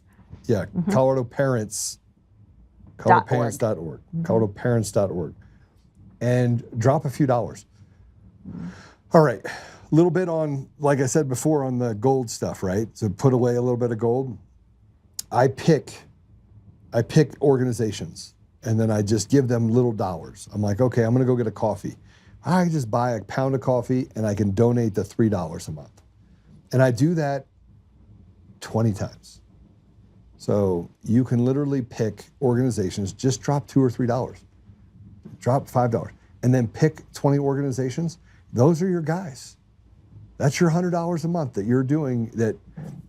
And by the way, if you put money in the church deal for them to tell you that everything's fine and just give us all your money, don't.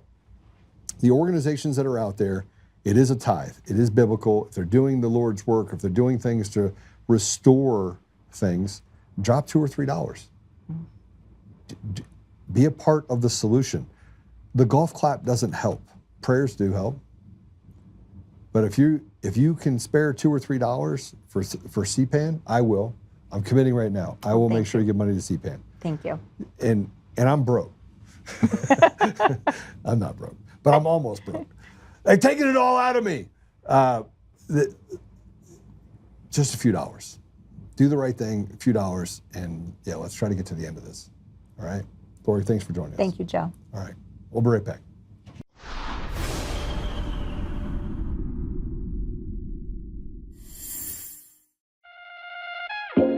My first time here shooting at the shooting range. How's it going? It's also my first time, and I'm really excited. It's also my first time here, first time shooting a gun. My day off of work, and they were like, hey, you want to shoot some guns? That was awesome. The revolver is crazy. I will definitely come again. Yeah, it was awesome. Really cool experience. 100% bringing my friends here another time. I like to come shoot because I get to spend time with my family.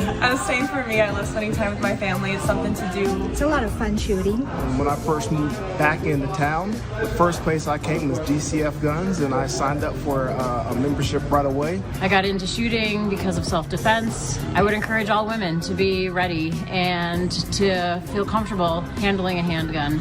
This was my first time ever shooting at DCF West. It felt amazing. I shot an AR-15 and it was amazing. It was powerful and I loved it. I'm here today as a part of a group of women that support one another in continuing to practice and refine our knowledge. Not only self-protection of ourselves, but protection of our loved ones as well. I have fun and I get to meet with other ladies. You should always be prepared to defend yourself. And I love coming to DCF Guns West to shoot.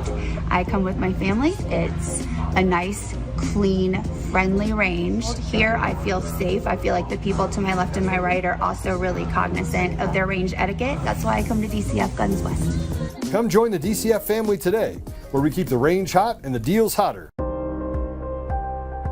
Hey, this is just in from Fidelity. Gold could hit $4,000 an ounce as the Federal Reserve cuts rates to cushion the U.S. economy. The dollar drops and the central bank keeps adding holdings.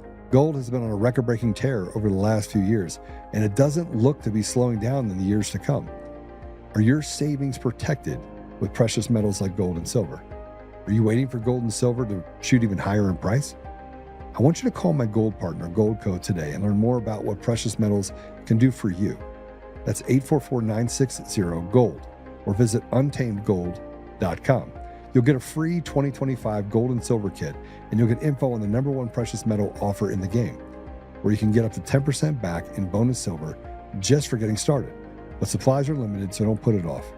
Call my gold partner, Goldco, at 844-960-GOLD or visit untamedgold.com. That's 844-960-4653 or visit untamedgold.com.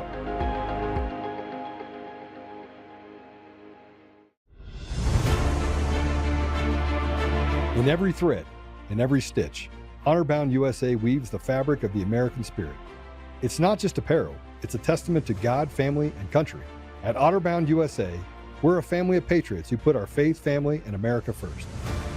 When you visit our website, you'll find a line of products that embody our commitment to pray, stand, speak, and act. As the official site for the Untamed podcast, all of our products proclaim speaking the truth with courage. We also have the powerful documentary from Professor David Clements, Let My People Go.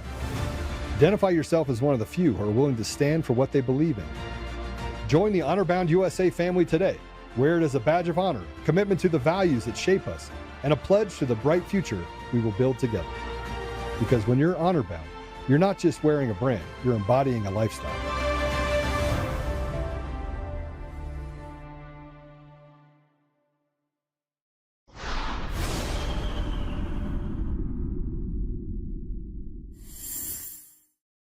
So, hey, listen, guys, that was awesome. Lori is amazing. She's an amazing mother. She's an amazing patriot, doing a lot of great things. I got a text message from my friend that said, Joe, I don't know if anybody even understands just how you've already made the decision in your life. I have. I've made a lot of decisions in my life. I've made a lot. Put your ears in. I don't have ears. Oh. Yeah, you do. Activate his deal. I'm handing it back to him. Here, put that on too. Oh, don't. Oh my gosh, that's terrible. Okay, so I have made the decision already. I've already gotten to the place where I'm like, fine. I know what kabuki theater looks like. Like you have guys that are out there. It's like casting, central casting. That's all it is. You don't have any real people. You have President Trump that is a warrior. He'll get out there and fight. But I now understand probably, and it keeps bothering, it keeps coming back to me. When President Trump said, yeah, I don't think I'm going to heaven. Because I think he has an opportunity to make a decision. I think that maybe he's not going to make that decision. That's what my fear is. My fear is that he keeps waiting, keeps telling the American people, fight, fight, fight, and we look like marshmallows. And there's guys like me, and there's guys like Derek. He likes to fight too. He never seen a fight he didn't like. But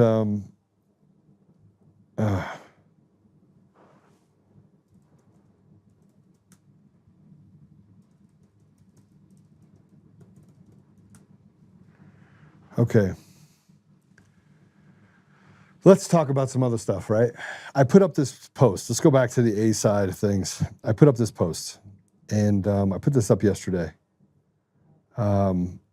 Super important for me. Super, super, super important. I said Democrats have nothing to lose. Democrats have nothing to lose. They will use the machines and the mail-in ballots to win every race. And you're looking at the beginning of the end if you don't ban both. Mr. President, fear of loss will allow them to turn the U.S. into Venezuela. I cannot imagine a more desperate situation than the one we face now. We have not won one race, special election or otherwise, since you won in 2024. Not one. And a PA district went blue for the first time in over 50 years. The country is finished if we do not stop this. The system is rigged. The people are slaves.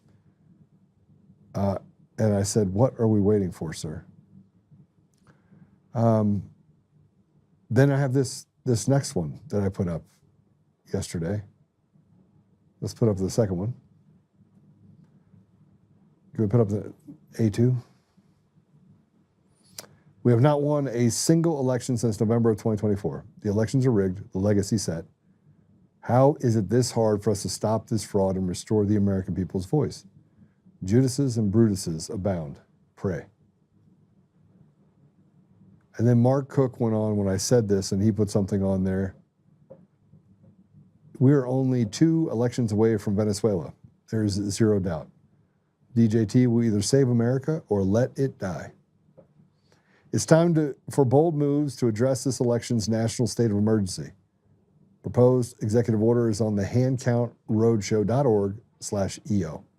The fix for the entire nation is handcountroadshow.org/PEP.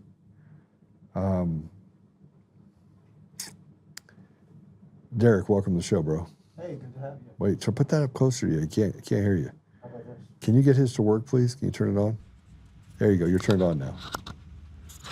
Oh, geez, you broke it. Just hold it. Just put it in your hand and hold it. Just hold it. Just talk into it. I'm here. Okay, can you turn here? Give me see it real quick. Let me fix it for you. So Derek's here. I'll let you guys see him for a minute. He just broke it because he likes to break stuff. I don't actually know how he broke it either. Jiminy Christmas. It's a clip the wrong way. Is that it? Here, there we go. Perfect. Okay, now, without breaking it, put it up closer to your head. So I'm giving him a 101. See, this is why. No. Yeah, there you go. That works. How about that? That works. Turn him on now. Am I on? Yeah, you're on. Hey. So we talked about this earlier before we got on, and you just saw Lori that was on. You probably got to hear the show. I did. She's a fighter. She's kind of like you. Yeah. Like Aaron Lee. Yeah. And a bunch of other people in Colorado said, hey, I can't run away from this right now. All these things they tell you aren't happening. We have so many first-hand accounts that it's happening. I don't know why people even can begin to think that it's not happening. Yeah. So what did you think of what I said? Do you think we're, what you, I don't know, 30 days, 60 days? I think within 60 days we're going to have something happen. I mean, I'd like for Jesus just to come back, personally. I don't know if we can count on that. Not in 60 days. Yeah, I know. Well, I want to show you something else. I have some good news. I have some really good news. You want to hear it? Some really good news? Yes, we could use some. We could use some good news. First of all, I want to tell you this. There is an update.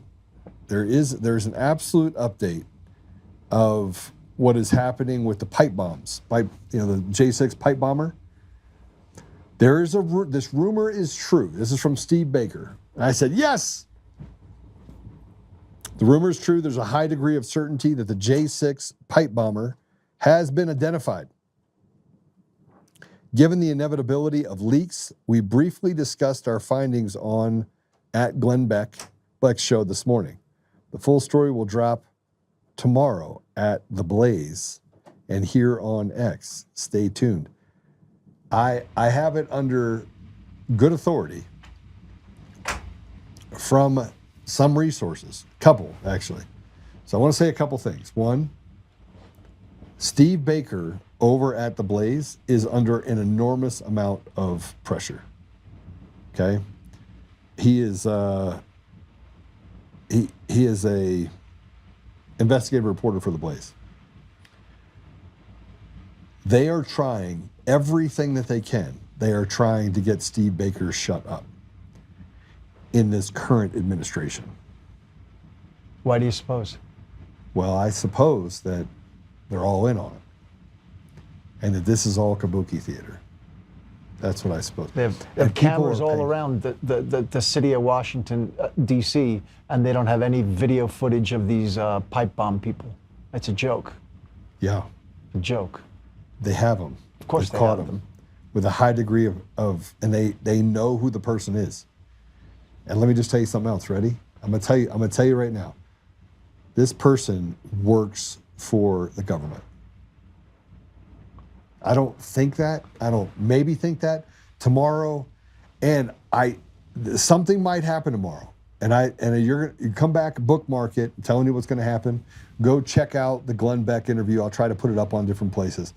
But 100%, there's a 100% chance that tomorrow the tree shakes tomorrow, and some other things come out about our FBI. Is it just going to be a higher level FBI, not just the agitators that were at the Capitol? I personally believe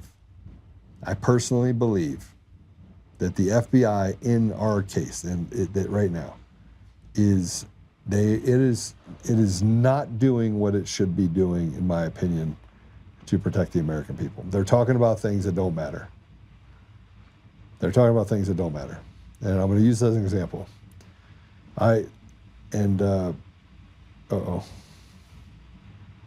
He blocked me. Why would he block me?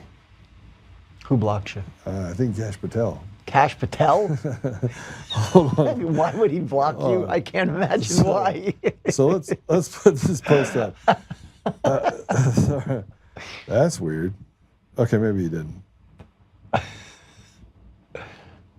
Let me see. Put it in here. So Cash Patel went after my friend Kyle Seraphin. I remember.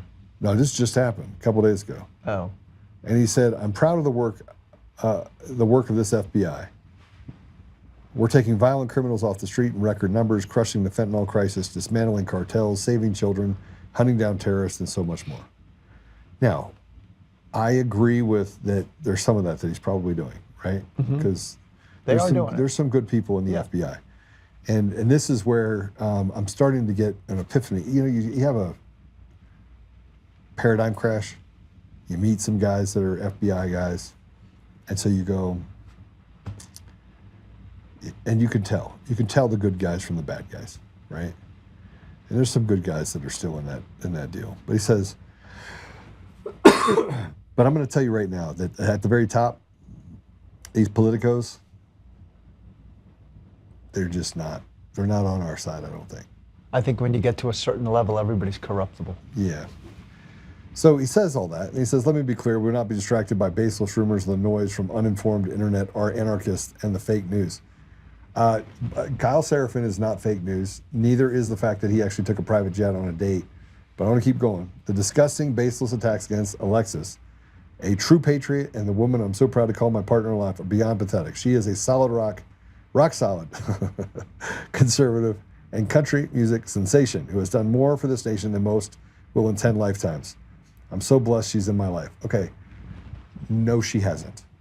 She's a 25-year-old girl who, by the way... Is that all she is? Yeah, she's 25 years old. If that, 23, 24? Oh, gosh. I'll find out here in a minute. Attacking her isn't just wrong, it's cowardly and jeopardizes our safety. My love of family will always be my cornerstone. And you will never tear that down or keep me from them. And I and this FBI will stay laser focused on our mission and continue the reform we promised, rebuilding this bureau from the ground up. To our supposed allies staying silent, your silence is louder than your clickbait haters. Okay. Listen to me. I have a lot of respect for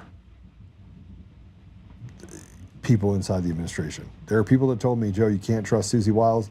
I actually might text her. Somebody sent me her thing saying text her. I was like, okay, I will. So I will. But I think she actually has done great work. There are people I know how hard it is to navigate evil when you're in the middle of something so pervasive that you can't get out of it. You can't. Yeah, but you would think Trump has the experience from the first 4 years to be a lot better at it than he used to be. Well, remember, they 2 impeachments, okay? Yeah. He lost his power in 2018 because the media attacked him because they basically have a machine. They do. This machine is the same as it is in other countries. I saw it there. They did it over in Europe first, brought it here. The undermining of this administration in both terms to restore power to the American people is undeniable. And when you have stuff like the Smith Modernization Act that allows for the media to lie with impunity and there's no recourse at all, what do you expect to have happen? It's Operation Mockingbird. Yes, but it's worse than that because now they can actually use lawfare in order to then tear down people from having the ability to kind of see what's right in front of them. Right.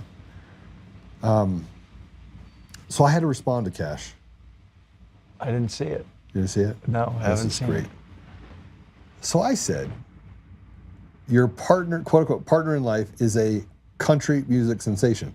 So I truly wanted to see what music she did. I did see she did the national anthem in an airport.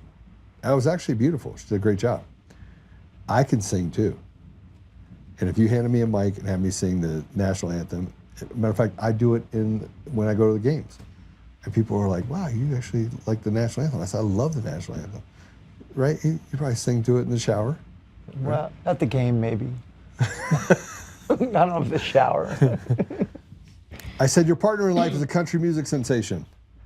Give me the songs that was a star in. I can't seem to find them. I went looking for them. I went looking for it, guys. I went looking for country music sensation. I mean, I like Luke Bryan. I mean, there's like guys that I like that I'm like, okay, well, she's got good music. I want to be able to hear it. Bro, I can't find any. There's no music? No, what? I don't, yeah. I mean, I found some, but I was like, it's not even rated. It doesn't even come up when you put her name in. How is that a music star? Maybe it's like manufactured. Maybe this is just the beginning of her marketing campaign. Oh my gosh. No, but she dates back her, look, it's pretty suspect. Like her whole history is, I want to be a star. Like I want to be a Kardashian. And then she dated Kardashian Patel, so it worked out. It's like perfect. But I said, here's the reality. You suck, bro. You betrayed the very people that put you in the bureau in true Indian fashion. You talk about cleaning up crime, fentanyl, and a slew of other things that we really cannot measure. Here's what we can measure. No one has been arrested. Am I wrong? No, okay. You're not wrong. You're flying all over the country, jet setting with your country sensation girlfriend. It's truly central casting. I would tell you to do better, but frankly, I don't think you can. I know you can't. You're too punch drunk on yourself to see how bad it truly is. Sad, actually. You got a chance, and now 3 years you'll be gone, along with our country you have actively trying to destroy. Congratulations, I guess. Right? I mean, I'm just saying. Is that why you thought he blocked you? I did. I thought it was nice. I thought I was being. I was asking I didn't think a question. It was bad. I've seen bad. That's nothing. You know, and if that hurts your feelings, Cash, I'm sorry. Here's what I know. He said he's done all this stuff and made all these sacrifices. No, he hasn't. He's always been at the top tier of book deals and everything else. Protected at all costs. Yep. I would say that there's a lot of people that have actually faced quite a bit. He was really embraced into the whole Trump association back in 21. They took him in, and he's been with them since then. So I had another thing that I put up, and you're going to go through this with me. You were here, so don't put that one up yet, guys. I want to have another tweet that I just did. I was on a tweet fest today. Sorry, I was really actively. A lot of Facebook posts too. Yeah, it was Facebook posts. Did you see my new one? You did it while you were on the show. I did. Because it was so awesome. I said this. I said, oops. Somebody had to respond. And I said, if you are a socialist, if you are a communist, you are in fact a fascist. Thanks for your attention to this matter. I end a lot of my posts that way too. It's fantastic. And then I said, great revelation on the show today. You're either an American or a communist. You cannot be both. All right. Right? I had to look at the timestamp. I said, well, he's on the show. I didn't even see him post it. Yeah, I was talking to Lori. It was a great conversation, and I said, let's put this up there and see what the. Yeah. All right, so let's put up this post real quick because this happens today. So there was an article that was written by the Gateway Pundit about Stephanie Lambert and Matt DePerno, and I said this: nothing has changed. They act like they have neutralized President Trump. The forgotten are those who have fought and continue to fight. This judge is disgusting. There's no elections. They are all fraudulent. Mr. President, why are you not doing what is necessary? I know you know. For God's sake, this is criminal. There's no difference between what is happening here in a third world country. This is disgusting, no worse than what they're doing to Tina Peters. Now, if you go into this article, this is the 5-year anniversary of the election in Antrim County. The Michigan court moves the goalposts on attorneys to expose Antrim County's machines. Okay, ready? The judge, Jeffrey Mattis, denied every defense request, all 15 of them, 15 in all, and granted the prosecution's positions in full. So you have an entire captured state government, and if President Trump doesn't declare the Insurrection Act, we're screwed. He has to do something about these judges. They just keep impeding everything, and they're crooked. So many of them. Even the ones in your case. To the core. Yeah. To the core. How about all the federal judges that keep blocking all of his executive orders? And look, I have a admission that there was a Antifa call. They even went to the guy that was on the call. I was there. I was in the trial when they talked about it. And I'm thinking to myself, you just admitted it, and you hid that evidence, and you just tried to tell the court that you wanted him not to admit it, and you're the one that admitted it in the case. They wouldn't even let you talk about it, right? And limine, and the jury found me credible. Yep. And non-defamatory. How come your case hasn't been dismissed? Correct. Because it's I'll tell you lawfare. why. That's it's why. lawfare. The key excerpts for the court's order: the request to modify the instructions regarding Court 24 is denied. Request to modify the court's prior ruling is denied. Special non-standard instruction capturing unauthorized possession of a voting machine shall be modified as follows. The defendant is charged with the crime of unauthorized possession of a voting machine. To prove the charge, the prosecution must prove that each of the following elements beyond a reasonable doubt. The defendant intentionally, knowingly, or recklessly obtained and had possession of a ballot box or voting machine without authorization from the Secretary of State or a valid court order. Ready? There was never a statute that said it was illegal prior to 2021. So they went back in time after they passed this statute, and then said we're going to go after him for going after and getting the machines. But won't that just be thrown out on appeal? But 4 more years. Well, let's look at Tina Peters, 9 years. Ugh. So if President Trump doesn't hit the button on the Insurrection Act, we have a lot of people that have supported him that basically have become cannon fodder. It's terrible. A lot. I mean, I'll just tell you, Mr. President, you've got people that sit there like Kash Patel that feed their face, and you say he's doing a great job. Maybe he's doing a great job on those areas, but you get out there and you talk about election fraud, you talk about stolen elections. I sat in front of counsel for Pompeo. I sat there with guys that were deputies inside the Secretary of State's office. I sat there with other people. I got grilled for 2 days. This isn't conjecture. I got grilled for 2 days. I sat at the State Department. I sat there and I walked through it and I could see the guy sweating. And I knew that he knew that he knew that the election was stolen. And he knew that I knew that he knew. And here we are. And Trump's been saying since day one, he's been saying he's going to get rid of mail-in ballots. Well, I don't know about you, but I just mailed my ballot in. You can't allow trucks to roll over at the state level over people like Tina Peters and Stephanie Lambert and Patrick Byrne and Matt DePerno, and the list goes on, and Dave Clements and Joe Oltmann. And I mean, I could go down the list. And yeah, for 5 years, I have spoken up on this show every day. My attorney says, Joe, you don't know how to keep your mouth shut. Why would I? Would you? Would you let someone rape you and go after your family and then keep quiet about it? Who would do that? I'm not good at keeping quiet about anything. Yeah. The third, but it goes through this, right? And this is a law that never exists. The centerpiece of the dispute is simple. No statute in 2020 or now required authorization from the Secretary of State before examining election equipment pursuant to a court-ordered discovery. It doesn't exist. Doesn't exist. A December 2020 email, the case file confirmed that no such authorization rule existed. States later attempts to reinterpret procedures only arose after the interim forensic findings became public. So they made a law so that they could go back and apply the law that wasn't in existence. Is that what you're saying? Yes. And they represented a guy named Bill Bailey. Now, why this is important is Bill Bailey was the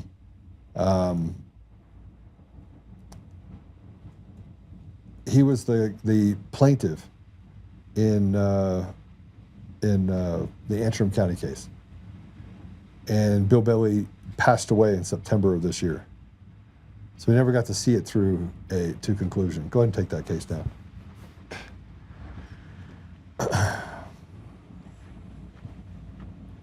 How'd he die? Cancer.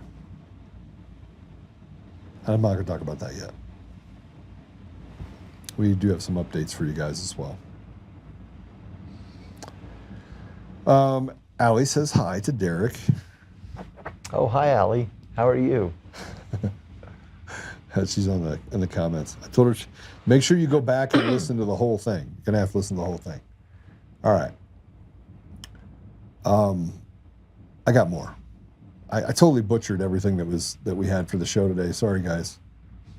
Now let's talk about Mamdani. This is your old stomping ground, New York. My old stomping ground. I was just there a couple weeks ago.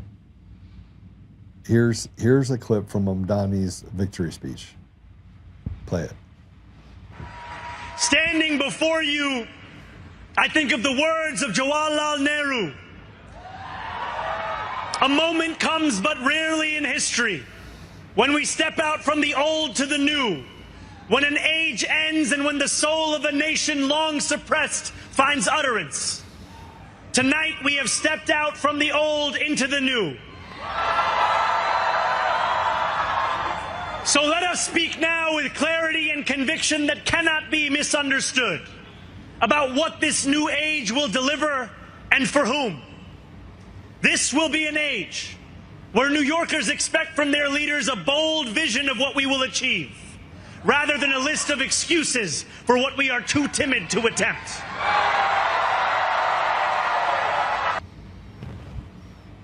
We're being taken over from within. Did you see what he said? Yeah, he said that we were oppressed. I never knew that we were in this country. Okay, I want to do. We're gonna have to go to this tweet because the person that he talked about in his speech, you're not going to believe this. And it was. By the way, every media place stayed away from it. They didn't talk about who he quoted? Yeah. The media is part of it, obviously. They don't want people to know. He was the father of socialism in India. Okay? This is the guy who crushed Hindus and empowered jihadis. In 2001, I lost friends. You lose friends? Yeah, I knew people from in the business, in the stock business. Over 3,000 Americans died. They attacked us on our own soil. 24 years later, a jihadi is running New York. New York City. It's almost surreal. I mean, you can't believe that this is happening. And you can't do it without stolen elections. Well, I don't believe for a minute that these elections are secure in any fashion. Put up the tweet. This is from Amy Mack. New York City's new mayor just quoted Jawaharlal Nehru, a socialist who crushed Hindus and empowered jihadis. Zohran Mamdani didn't quote Washington, Jefferson, or Lincoln. He quoted the Marxist founding father of socialist India. Turning India into a socialist prison, strangling free enterprise with the licensed Raj. Appeased jihadis, gave Muslim Kashmir special status while Hindus were massacred. Left Muslim law untouched but rewrote Hindu law to weaken traditional families. Banned Hindus, nationalist groups, but excused jihadis in the name of secularism. Created dynastic rule, birthing the Nehru-Gandhi family empire that still poisons India's politics. Praised China until Mao invaded and humiliated India in 1962.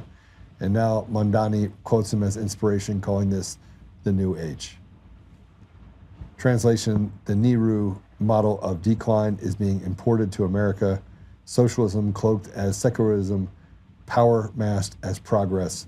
This is one giant step towards Islamization. From Nehru's India to Mamdani's New York, the same playbook.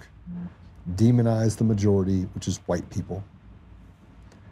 Reward jihadi minorities, silence faith, family, and freedom. America, pay attention. Yeah, I don't know if white people are the majority in New York anymore. Yeah, they are. Not by that much. It doesn't matter. I can tell you, he didn't win 50% of the vote in New York. It's hard to believe. He didn't. It's not possible. He did not win 50% of the vote in New York.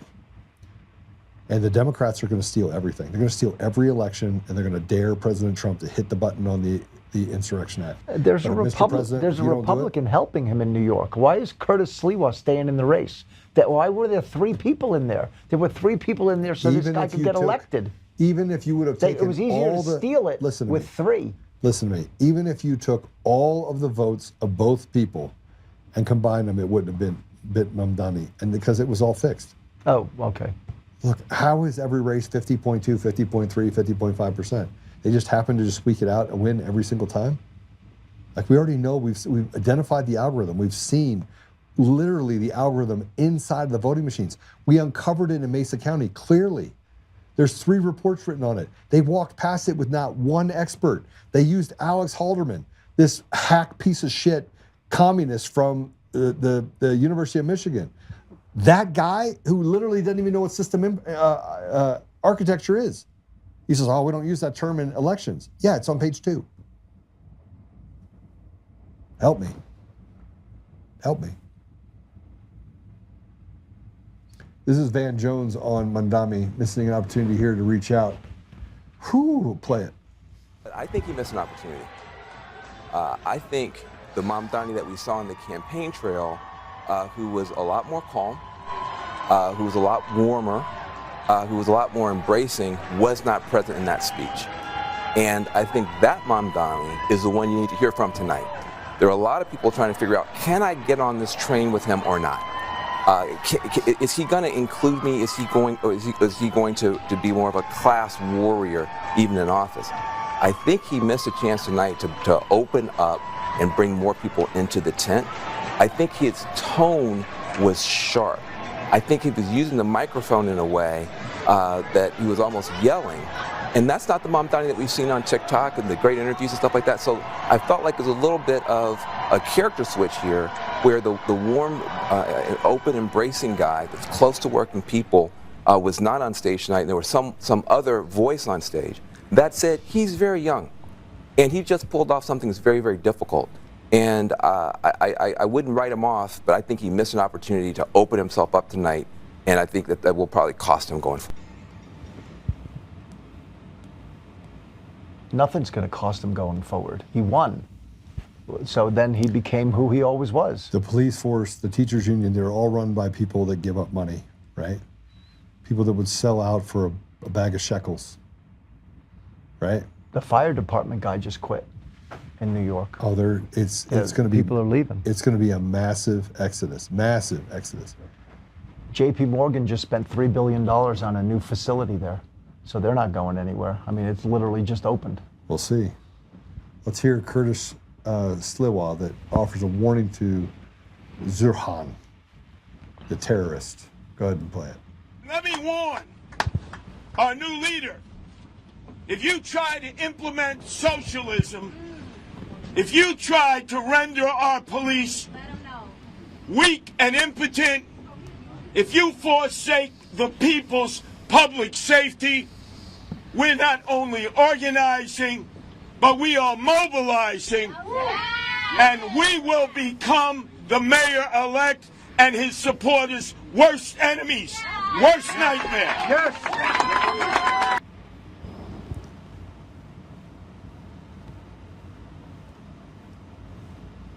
I wanted you to see something else that you guys aren't saying. You know, he said the quiet part out loud. If you go listen to Mamdani's speech, it was blood-filled. You don't understand what you just watched. You watched a jihadi that worked in the Arab Spring in Egypt and Syria, who was in the front lines of creating disruption along with the CIA hotbed. They are not afraid of President Trump. No one in this country is stopping DEI. No one in this country is stopping the mass elimination of people like you and me. The Muslim Brotherhood leader said that they will push Sharia law in America by ballot or by bullet. I'm telling you right now, yesterday was a defining moment. We are in real trouble with President Trump. We're in real trouble. Play it. Now it's getting through Congress. So before it was by the sword, now it's getting themselves into parliament and then making laws that act as the sword, the Islamophobia law in Canada, M103. Yeah. Muslim Brotherhood. I find that there are only two things which are open to our movements. Ballot or bullet, nothing in between. I used to say that democracy is haram. Now I say participation in democracy is our jihad. That's our jihad. We're going to fight not through the bullets, but the ballot. Going to the ballot and voting is now an obligatory action, fard ayn. And it is a jihad that is now needs to be done because this is our modern jihad. You can elect a person who wants the Sharia. Because in the United States, what we do know is that in the past election, just this last election, there have been over 800 Muslim candidates running for office. We may end up with about 50 members of Congress in the next 6 years. That's really the essence of dismantling the system of injustice, is to replace it with the people who represent the Prophet ﷺ. It's really disturbing. They don't even hide it. Scariest thing you can see right there. And now it becomes, you said by bullet or by ballot.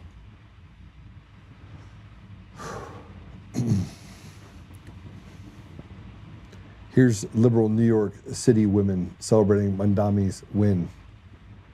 I want to see how Sharia would work for these women. Let's play it. The name is Mamdani, M-A-M-D-A-N-I.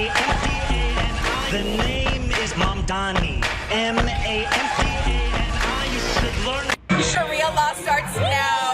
Absolutely. Zohran Mamdani, Islamic Caliphate, our brother in Islam, Islamic Caliphate of New York, starts today, baby. God, there is just something so electric, so satisfying about knowing that my MAGA parents, wherever they are probably having a horrible night tonight. Oh, I literally just got goosebumps thinking about it. Like they are in such a bad mood probably about the fact that Zohran just won and Prop 50 is gonna pass. Like, wow. God, I'm sorry. It just makes me feel good that my MAGA parents are probably upset right now. When the day starts with Dick Cheney being dead, it ends with Mamdani winning. Oh, yes. Oh. I'm so happy. Oh my God, I'm so happy. I'm speechless. Probably the best show we've done right here. You get Derek speechless. First we talk about the grooming children, and now we're talking about the effects. And and I see the comments like, Joe, why are you so calm? Here's where I am, guys. I'm smelling the dirt. I know we're going to war. I'm begging President Trump to do the right thing. As hard as it will be on your legacy, we're at war. If you wait too long, you miss the opportunity. The Art of War is a fantastic book. And you have all the manuscripts. All of them. All the manuscripts of where we are. You have them. You have them all. You know what the left is, their playbook, because it happens every time. Same way. There's 10 steps you do, they're going to take all 10 steps. And they start by stealing elections. And if you do not hit the little button and get rid of machines and mail-in ballots and make them do a new election across the country, no one can stop him. But Man FM says Joe saw it coming. I did see it coming. I've been warning on this show. I feel like prophetic almost. And it's not prophetic, it's just the fact that I'm smart. I went to a state school. My books were lighter. They had less information in them, I'm 50 years old, right? I've seen a lot. Bro, you have seen a lot in your life. I promise you, I've seen 10 times what you've seen in misery and of life. And I look at this and I am deeply,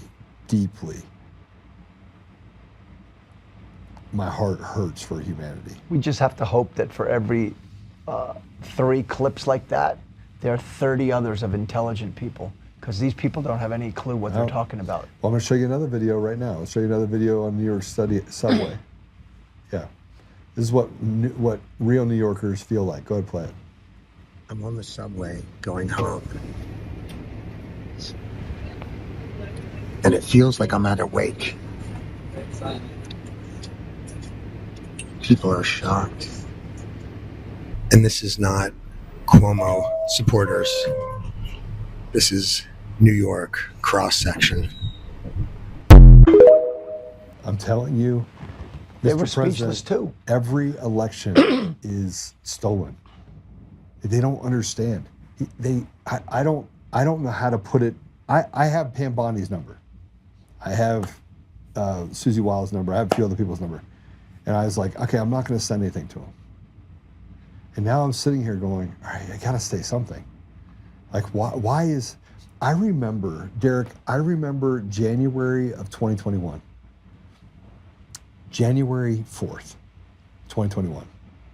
When you went to Washington, I went D.C. to Washington. And I think it was the 4th or 5th. It melded together. The 5th, I know I was on the stage for the Freedom Plaza. And I said, this is how they stole the election, right? Right. And I had studied it. I stayed up all night. I had this guy, Andrew Lerner, who was my math whiz. He had a master's in math, and he's just really smart. And he worked for me for years. And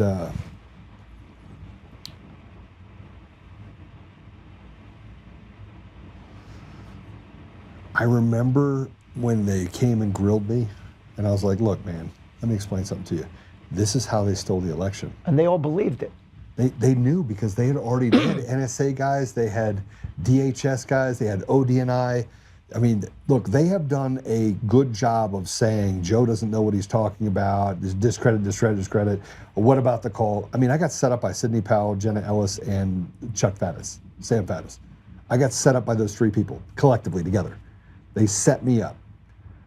I told them over and over and over again I did not have a recording. I told them that I would protect my source. I have. I've protected all my sources. It's remarkable. Fantastic. I'm a journalist. I'm reporting it. But they set me up. Chuck Faddis came out here, Sam Faddis, what are we going to call him, right? Came out here, interviewed me at a thing. 2 other people were there with me. He got agitated because I was like, look, he kept trying to tell me that I needed to talk about more stuff. And I'm like, about what? I just told you how it happened. That's it. That's the only way it happened, right?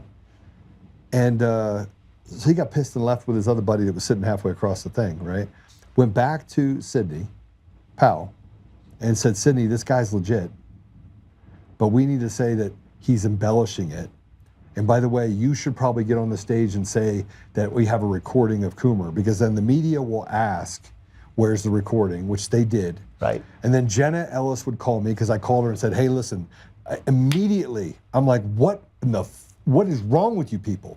You didn't have to lie. It's as clear as day in front of you. And then Jenna Ellis said, oh, don't worry about it. She said that she'll just clean it up. It's not important right now. We got this in the bag. The Kraken. Kraken, right? Right. The Kraken. Oh my gosh, I haven't heard that in a while. So Sidney Powell put it out there, signaled to the media so the media could attack me. Jenna Ellis got on board. People like Jovan Pulitzer got in the middle of it and said, oh, we don't like your notes. In the middle of all that, they got an affidavit that says, oh, there was a call and here's all the stuff that was discussed that matches my notes completely. It's crazy. Completely. I know. Right? Not partially, but completely. Right? Yep. Then they hide it. Then they hide Eric Coomer getting in. So you see, all this stuff happens, right? Right. They set me up. Our own side set me up. Sidney Powell set me up. Well, she walked away. Jenna Ellis, she walked away from all of it. Yeah. And with a treasure chest. Yep. And now she's back in it doing her thing. And I asked for her help. And you know what? I started thinking about it. And then I put it all together. Because I had this person over here that used to work for ODNI that says, hey, did you know this? And then I had this person over here that says, you need to read her cases. So I read them. And I was like, who would write these cases? Mr. President, if you're listening, if anybody listens to it that actually talks to the president, if you read those cases, you couldn't have wrote a case with more holes in it. She's a prosecutor. She's an award-winning prosecutor. You don't write cases the way she wrote cases. And you don't depend on a guy named Lynn Wood to write cases for you, knowing that Lynn Wood is crazy. Now here's what else I know. Sidney Powell, Lynn Wood, and a bunch of other people met at Tamale in November of 2020. November? November of 2020. They were at Tamale with Lynn Wood. man, I know so much. Why were they at Tomatley together? Do you know who else was there? Doug Logan. Who's he? He's the guy that did the cyber, that did the deal in Maricopa County, that did the audit. You know Cyber Ninjas? Do you know who was at Tomatley in November of 2020? Doug Logan. Oh boy. How the hell is Doug Logan in with these guys? Mike Flynn, Sidney Powell, Lynn Wood, right? And this little group, Jenna Ellis. How are they at Tomatley with Lynn Wood, with Doug Logan, and then Doug Logan is actually given the Maricopa audit with Cyber Ninjas. He's never done it before. And he saw what that did. That became a complete and utter mess. So what was their goal from the beginning? Guys, you do not understand how, and by the way, what I'm telling you is 1,000% true. Not 100%, it's 1,000% true. You could call Linwood. Call Linwood. Who sent Sydney? I don't know. Remember the Kraken? Yeah, of course I remember the Kraken. We're going to release the Kraken. I had a lot of respect for Sydney. And then I put it all together. And I was like, oh, shit. That's why they're afraid of me. That's why the CIA went through all this stuff. They're like, this guy he will not stop. They were able to get them to stop very quickly. Yeah. Very quickly. And they made deals with all of them, and they all walked away from all of the problems. No, they didn't just walk. They profited. Jenna Ellis on Friday raised over $250,000. That was on a Friday. And on Monday, she settled on the case in Georgia to walk away. I asked Sydney, I go, Sydney, why would you walk away from the Coomer deal? She's like, well, I have all this stuff happening in my life. And I was like, oh, that checks.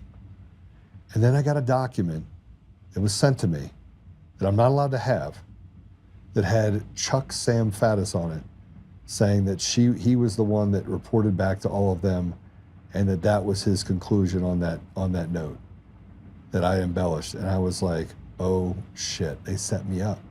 2 days after I met with him, she was literally on TV saying that she has a recording. 2 days after, which means the CIA guy, Chuck Faddis, had to neutralize me, and they needed to have enough people around me that could do it to cause enough problem. That is why Coomer sued me and Dominion didn't, because if Dominion would have to give me up all the information, and I would dig right into the bottom of the source code. And what I wouldn't understand on code, I would certainly have people that would. And it was Dominion who sued everybody else. Didn't sue me though. Right. I was the epicenter. Why would they sue me? Why didn't Dominion sue me? Because then you would have to give up all the discovery of the Dominion system, right? So there's a report that they do where David said this to me one time, that he said, Joe, you tend to walk people off cliffs. You'll lead people down, you'll say something, because I will. I'll be like, oh, so hey, I'm thinking about going to the game tonight, and there's going to be a couple people there, and I'll drop a name or two, and I'll see what your reaction is. I had no intention of going to the game, but I wanted to see where you would go when I said I was going to do that, and whether or not someone else would show up when I was at the game. So I would constantly lead people to test them, to make sure that they were or were not legitimate or ethical or loyal, right? There's all these tests that I do. I test everybody, right? And sometimes I'm saying something to you to test you, and I have the information. Sometimes I don't. I just want to see if you can actually, right? It's a validation thing for me. Well, loyalty is a real hard thing to qualify, so you have to always be testing it. I test everybody, right? So it's just who I am, right? You know that. Right? Well, I like living on the edge. Yeah. They essentially neutralized you, Joe. Yes, they did. Sort of. But now I have the story to tell. And now it's all coming out, right? Now his lawyer sent an email today trying to threaten me again. Again? Yeah, so the reason why the Coomer had to come after me is because they needed to hide the crimes. The only way to hide the crime for Coomer is that they had to be able to put pressure on me and hammer me. What could and they then be they had to threatening get with people you now? Then they had to get people on our side that they could have attacked me. So they literally sent all the minions to attack me. All of them. But they had to lead me down a path where they could say, all right, don't talk to Joe. He doesn't have credibility. They've been working that angle for 4 years. 4 years. 4 years. Derek, you've known me for the last 5 years, right? Yes, yes. And you are welcome. I'm live, so I don't actually know what the answer is going to be here. And you could tell me, because I want to always be, we have a brotherhood, right? Yes. And so what's a part of the brotherhood? Accountability. Right. Right? Have I ever been inconsistent?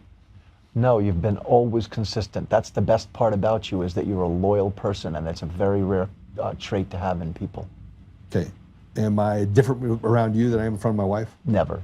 Am I gross? Do I do gross things to other people? You are who you are. There's no hiding it. No. That's why we get along so well, because we just wear our hearts on our sleeve and we just say what we feel, and everybody can trust that we're not hiding anything.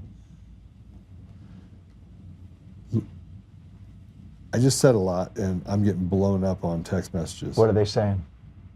Whoa, Joe. That's interesting. I don't think you said anything crazy.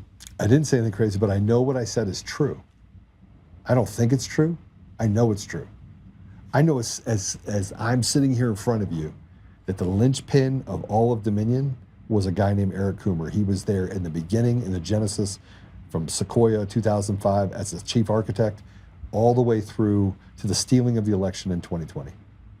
I know for a fact, based on his behaviors and what he has done and the information that is coming out of other court cases, that he was actively involved with coders overseas in Serbia to defraud the American people by using code in order to manipulate elections across every single election system, ENS, Dominion, Smartmatic, the whole deal. The reason why they didn't sue David Clements, the reason why they didn't sue me, is because we are the guys that literally, we just don't, we understand what's in front of us.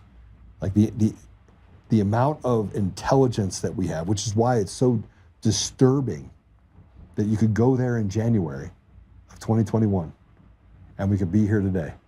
The amount of just stuff that I saw that they had should have been enough to close the door on the election fraud.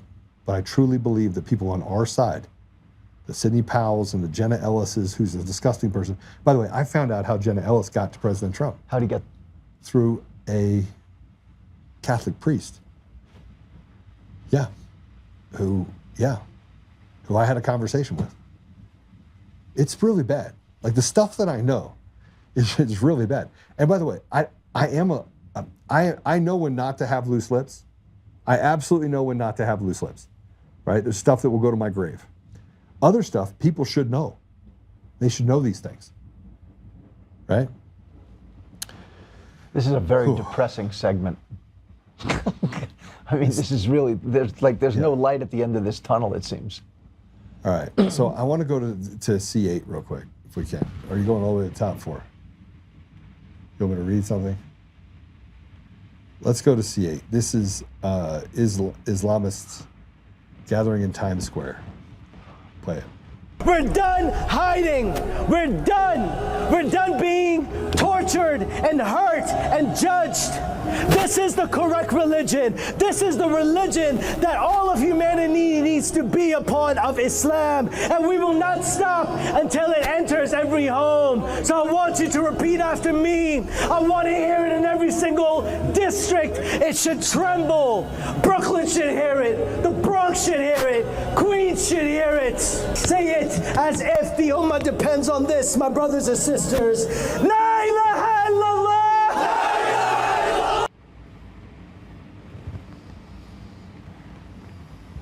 I think I need to start drinking again. This is really out of hand. Drink. I mean, this is really bad. I mean, I grew up there. I can't believe what's happened in such a short period of time. It's completely unbelievable. And I don't know what we can do about it. You know, the last 5 years, and Jeff, you said we don't need Derek to validate you. That's not why I'm doing this. It's not why I'm doing this.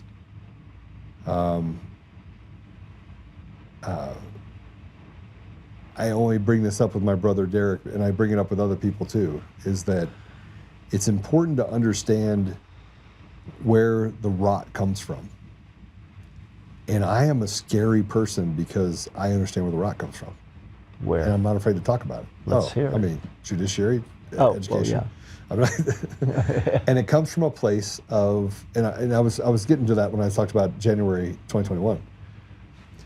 You could, if it was a force, if it was butter, you couldn't walk through it. The thirst for money and power and position and prestige, when I was in DC, was so thick, you couldn't have walked through it. Now, Apollo was with me on this. So glad he was, right?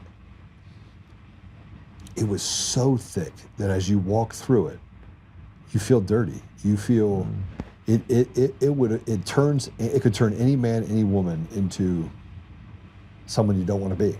And the higher you get, the worse it gets, right? Yeah. It's because the closer you are to the top. fire. Yeah.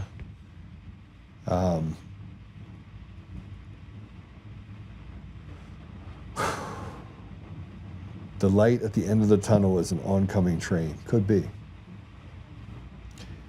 I want to tell you that the idea that President Trump said, it's a good idea that Zohran got elected, because then New York will get what it deserves. No, I don't believe that.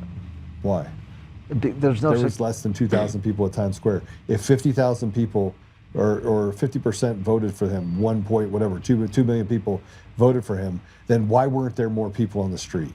Because the election is stolen, and this is just, it's of course. It's rigged elections. And here's the thing that the president should be holding his hat on, and that the lawyers around him should be holding their hat on, and that Tucker Carlson should be holding his hat on, and everyone should be holding their hat on. While we're over here fighting about Israel and fighting about people in other countries, we have basically abandoned our own base. They're taking over from within. Yeah. And we're over there concentrating on things over there. If it's America first, make it America first. Right. Bring it back to here. Bring it back to where we can see it in front of us. Don't steal our sovereignty and hand it over to people because you're worried about something happening in another country. I can get to worrying about that once you take care of us. But if you're stepping over bodies like we've been stepping over our first responders, stepping over our veterans, stepping over our children, and we lie to the public and say that we've already solved the problem, it's all good. Well, the people that have infiltrated New York, they have a 100-year plan. Yeah. We have like a 2-month plan. But they're 70 years into their 100-year plan. Yes, they are. I mean, we're 30 years away from the degradation and the final stand for us as a nation. I'm going to share this last tweet with you, which you already talked about. And I need you guys to do me a favor. This show is super important to me. It's the most important show that I've ever done. And I may say that again in the future, and you may say, well, Joe, I thought that was the most important show. Well, then I did another show and it became more important. This show is very important because I want people to hear both the first part with Lori and with the second part with what's happening in our country. I want them to hear all of it. So I need you to share this. I need you to take it. I need you to take the link for Rumble. I need you to put it on Truth Social. I need you to put it on Facebook. I need you to make this the most loud show out there. I want you to do that for me. And I want you to put it everywhere. I want you to talk about it. And look, I'm super calm because I'm smelling the dirt. And you should be smelling the dirt. You should be smelling the dirt. I know you're smelling the dirt. I don't know if I can last 30 years of this. 110 years into the story of Teddy Roosevelt. We're going to last. It's the second coming, guys. We have to have faith in God, but we have to act. Pray, stand, speak, act. Period. That's it. All right. I need you to share it. I need you to do your part. There's a lot of people watching right now. I need you to do your part. If you're on Facebook, hit the share button. Anywhere you are, hit the share button. Signal? Signal? Oh, geez. Hold on. Signal.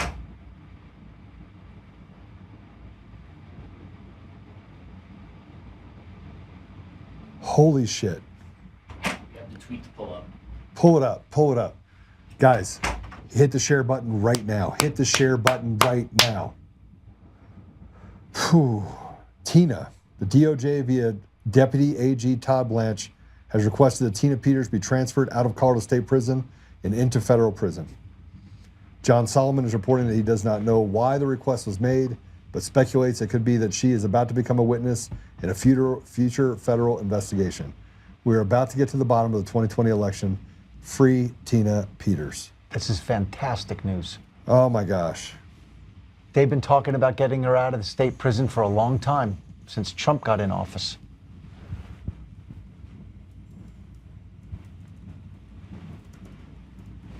Sorry, I'm putting it up there. Can we play the video on here, please, of John Solomon? Can we play the video of John Solomon? Play the video of John Solomon. Let's put it up there. Okay, perfect. In the meantime, put up the tweet here. Guys, listen. This is unbelievable. This is a big deal. Huge deal. Did Jared send that to you?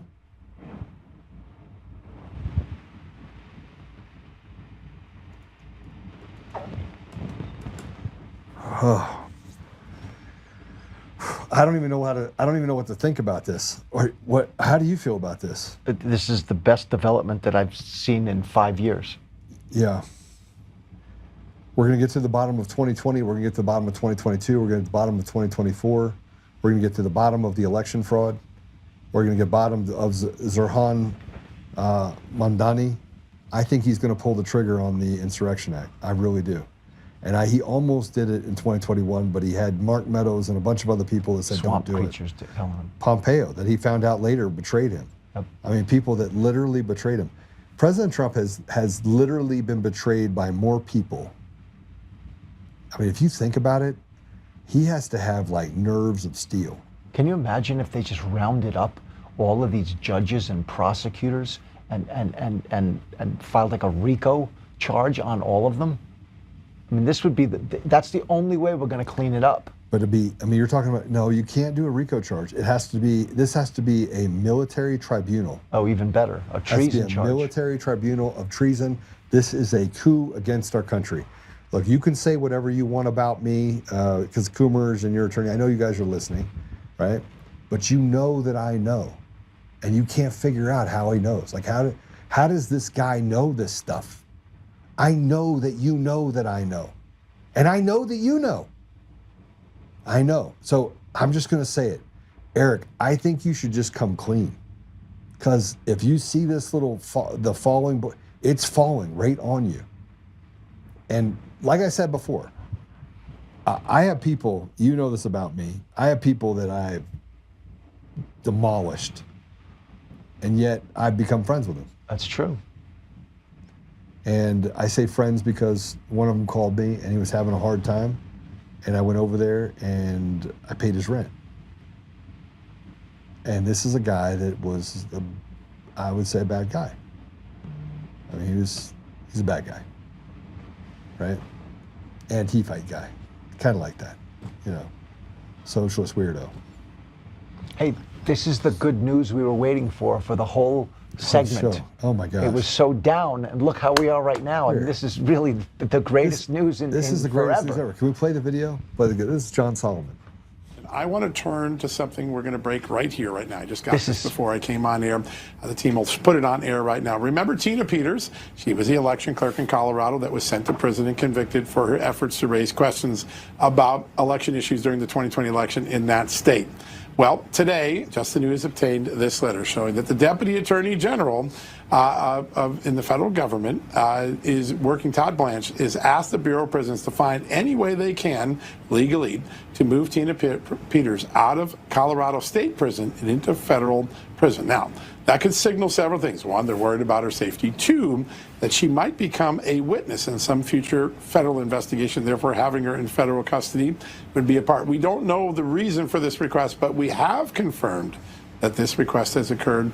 Breaking news, the story is going to be up on justthenews.com. You got it first because you watch us here at Real America's Voice. I got it first from someone other than Real America's Voice. I got it from Jared. So Jared, thank you for sending it over. Apollo, thank you for sharing it over. Yeah, pretty crazy deal.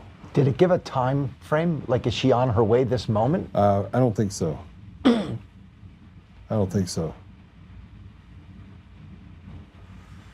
Let me see if she actually, hopefully she did not call me while I'm sitting in here in this meeting. But let's check. Oh, geez, my phone's broken. See, this is what happens to my phone, by the way.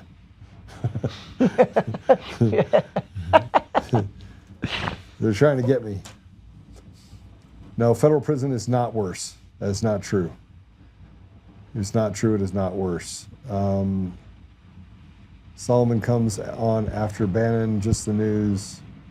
DOJ wants ex-Mesa County clerk moved to federal custody after Trump. Yeah, so this is gonna happen. That gives me more confidence. In Trump and the whole. I've never lost hope. But it doesn't it feel like we're getting closer to some resolution? It does to me. This is the best news all year. It means that she's not being forgotten.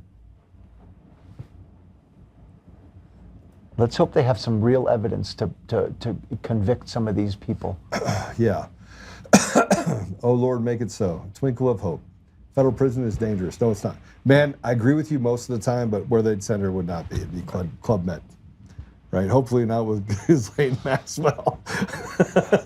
Sorry. Down in Texas. Yeah, we're not going there. Although Texas is close to me, so that might be a good thing. All right.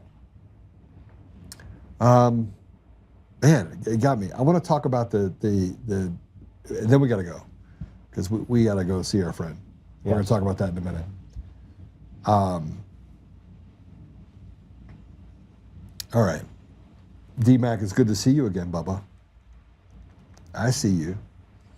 Somebody banned him. Somebody banned D-Mac. Daggone it. D-Mac, I'm going to apologize to you. They banned you from the comments. I'm sorry. It was automatically done through AI. Apologies. And then we disconnected it because we're like, ah, shit. How many other people did we do that to? It's good to see you. All right. Put up A9. Back from AI prison. So this is just in. And let me tell you, the Jewish Fire Department New York Commissioner hands in resignation morning after anti-Israel Zohran Mamdani elected New York City mayor. I had a friend of mine who's Jewish that called me. He's like, Joe, I don't think people understand what you were saying when you said Jewish versus Jew. And he goes, that people are then saying, well, you have to pick a side, it's all the same. They're not. Right? Right. It's like saying that Ben Carson is the same as P. Diddy, right? Right. Are they the same? No. All right. One's a great man, and one is a pedophile. Right. Right? I'm gonna let you figure out which one's what. Right? I mean, let me just tell you about the commissioner resigning. Let me just tell you my thoughts. It's a coward move. It's a coward move. The New York Fire Department and the police department, if you're a good police officer, you have a right and you have an obligation to stay and fight. You have an obligation to make Zohran fire you. You do not go, you go down swinging. This is the problem that I have with people, is that if you're gonna go down, you go down fighting for what's right. Because if more people fight what's right, you will fatigue them into the hole they came out of. This is a leftist move to do something like this. Totally leftist. The ones that are going to leave the country when this person's elected, they don't stay and fight. They just quit. It's terrible. The guy was probably close to retirement and needed to make a statement. It's not a statement. Or it's a move of a coward. Well, I agree. It's a move of a coward. All right. You have an obligation to share. I know that they're going to block it, but you have to share it. Now, coincidentally enough, we wrote a fax blast to go to Congress, right? This is a pretty powerful fax blast. It was about Tina, okay? So I'm going to read this real quick, and then we're going to get to it. We're going to get to the thing that you guys are probably wondering, and that is an update on Dave Bear. We'll do that after this. Actually, I don't even need to do this right now, because if you want to send it to Congress and make them do something, Where can they get it? Where can they get it? Where can they send it? Because I want them to read it. Where can they go and read it? Where can they go and actually and go through and sign up on this? Where? Patrick? It's on the website? Okay, can you get it on the website, please? And then put it in the comments, put it everywhere so people can get to it. We should have that ready so that people can send this to Congress. Very well done, by the way. All right. Dave Bear. Oh.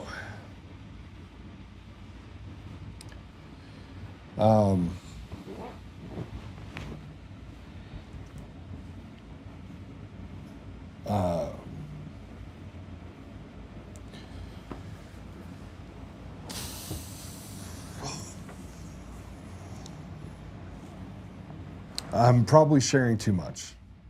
And Dave did give me permission to share it. And I purposely not gone and seen Dave because I'm not sure I could sit in front of him without bawling my eyes out. I'm a strong guy, but he has been a rock for 5 years. He saved my life in November of 2020. No question, he saved my life. He came over and gave me ivermectin, hydroxychloroquine. He gave me an IV. He gave me steroids. He got me back on. I was below 70 as far as my pulse ox.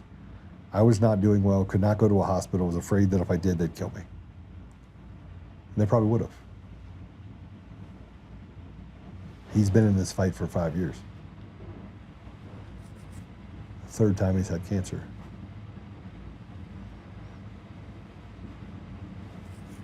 I knew it was bad because I did all the research. And so I knew that my expectations had to be guarded. And I've asked all of you to pray for Dave.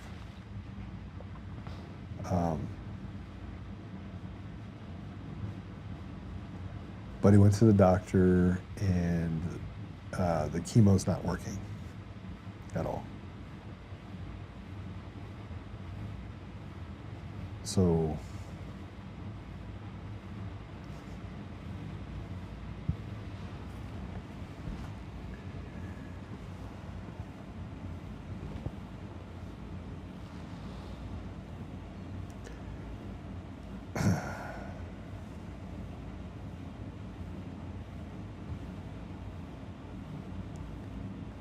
you know, it's he's actually really strong about it.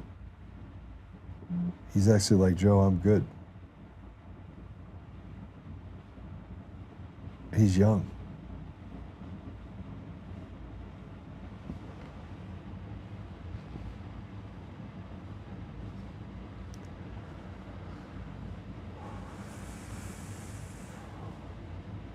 So we're gonna pray for Dave. You want to talk about Dave? I have a hard time talking about Dave. You know, this stuff isn't supposed to happen to people close to you. It's supposed to happen to other people. You know, and it always happens to the greatest people. You know, his attitude and his personality is one that deserves to be saved.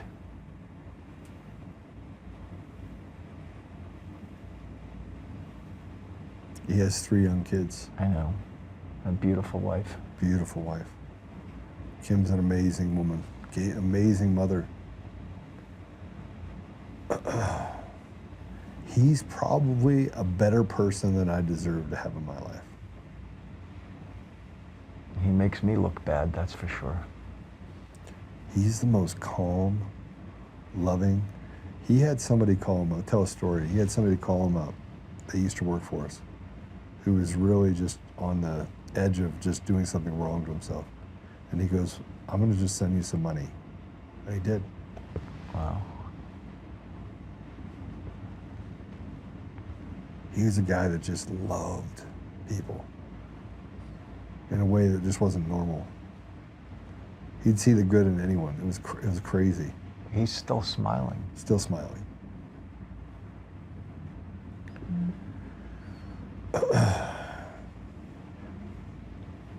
we've tried everything. We're still doing stuff, but we're gonna pray for a miracle for Dave Bear, and you know, there's a.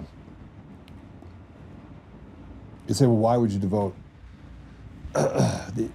Dave is a guy that literally, if anything happened to you and you were in a different country, he'd find a way to get there. So we're gonna pray for him. Great show. Hit the share button, do the sharing, do that share stuff. If you're on the audio version, you know what to do. Father God, we bring it all before you. We are grateful for life. We are grateful for salvation. We're so grateful for our families, our friends. And if anything over the last 5 years has been positive, it has shown us so much light in our life and how we could love people even that we didn't even know. That we could build relationships based on the trials of fire. Father Derek went through open surgery where they fixed his heart. He thought it could be it. And yet, he was delivered.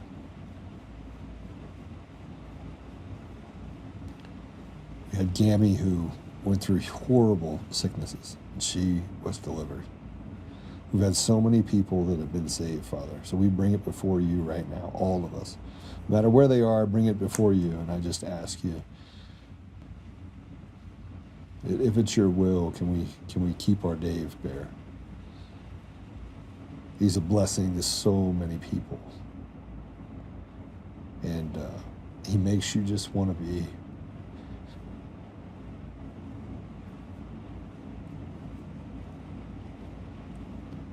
a better person.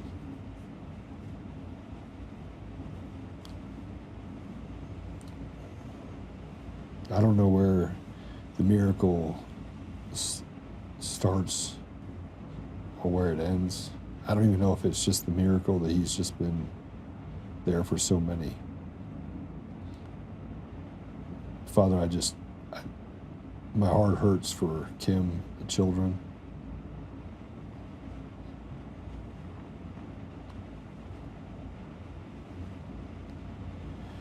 You know, we went through a really tough podcast talking about how children are being victimized. Then we talked about what's happening in our country and the reality. And then we just saw this hope, something positive being done with Tina. So Father, I just ask that we bookmark this one with just another miracle. Dave could just wake up tomorrow and be healed fully.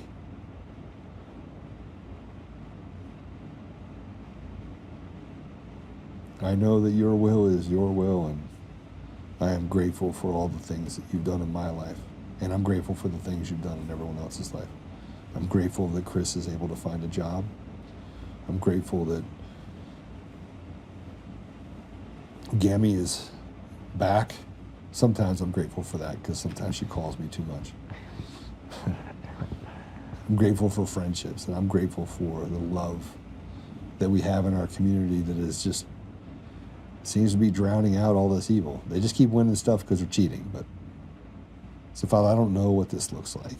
I just know that I'm bringing it before you, and we're just collectively asking.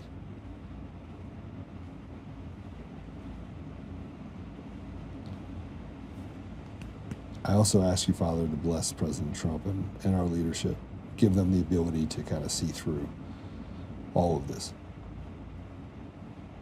and to navigate the evil that they have to thrive in the middle of. And I ask these things, Father, humbly in Jesus' name. Amen. Amen. Okay.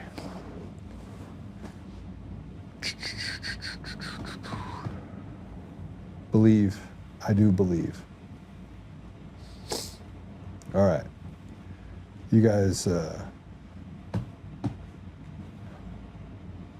see you tomorrow.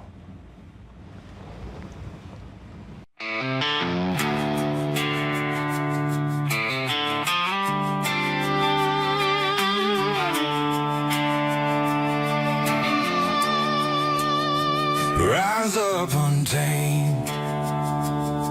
In the heart of the fight where the wild ones roam, Joe Oltmann's calling, bringing truth back home. From conservative daily to this untamed fire, we shatter the silence, lifting spirits higher. No chains can hold us, no lies can prevail. Authentic and fearless on this rugged trail. Patriots gather under stars and stripes. Untamed nation, igniting the night. Untamed nation, let the truth roll out in this land of the free. Standing proud from sea to shining sea, we won't back down. Catch the fire, wear the crown. Untamed nation, it's our battle song, motivating hearts where the brave belong. Yeah, untamed and wild, forever strong. Play it again all night long.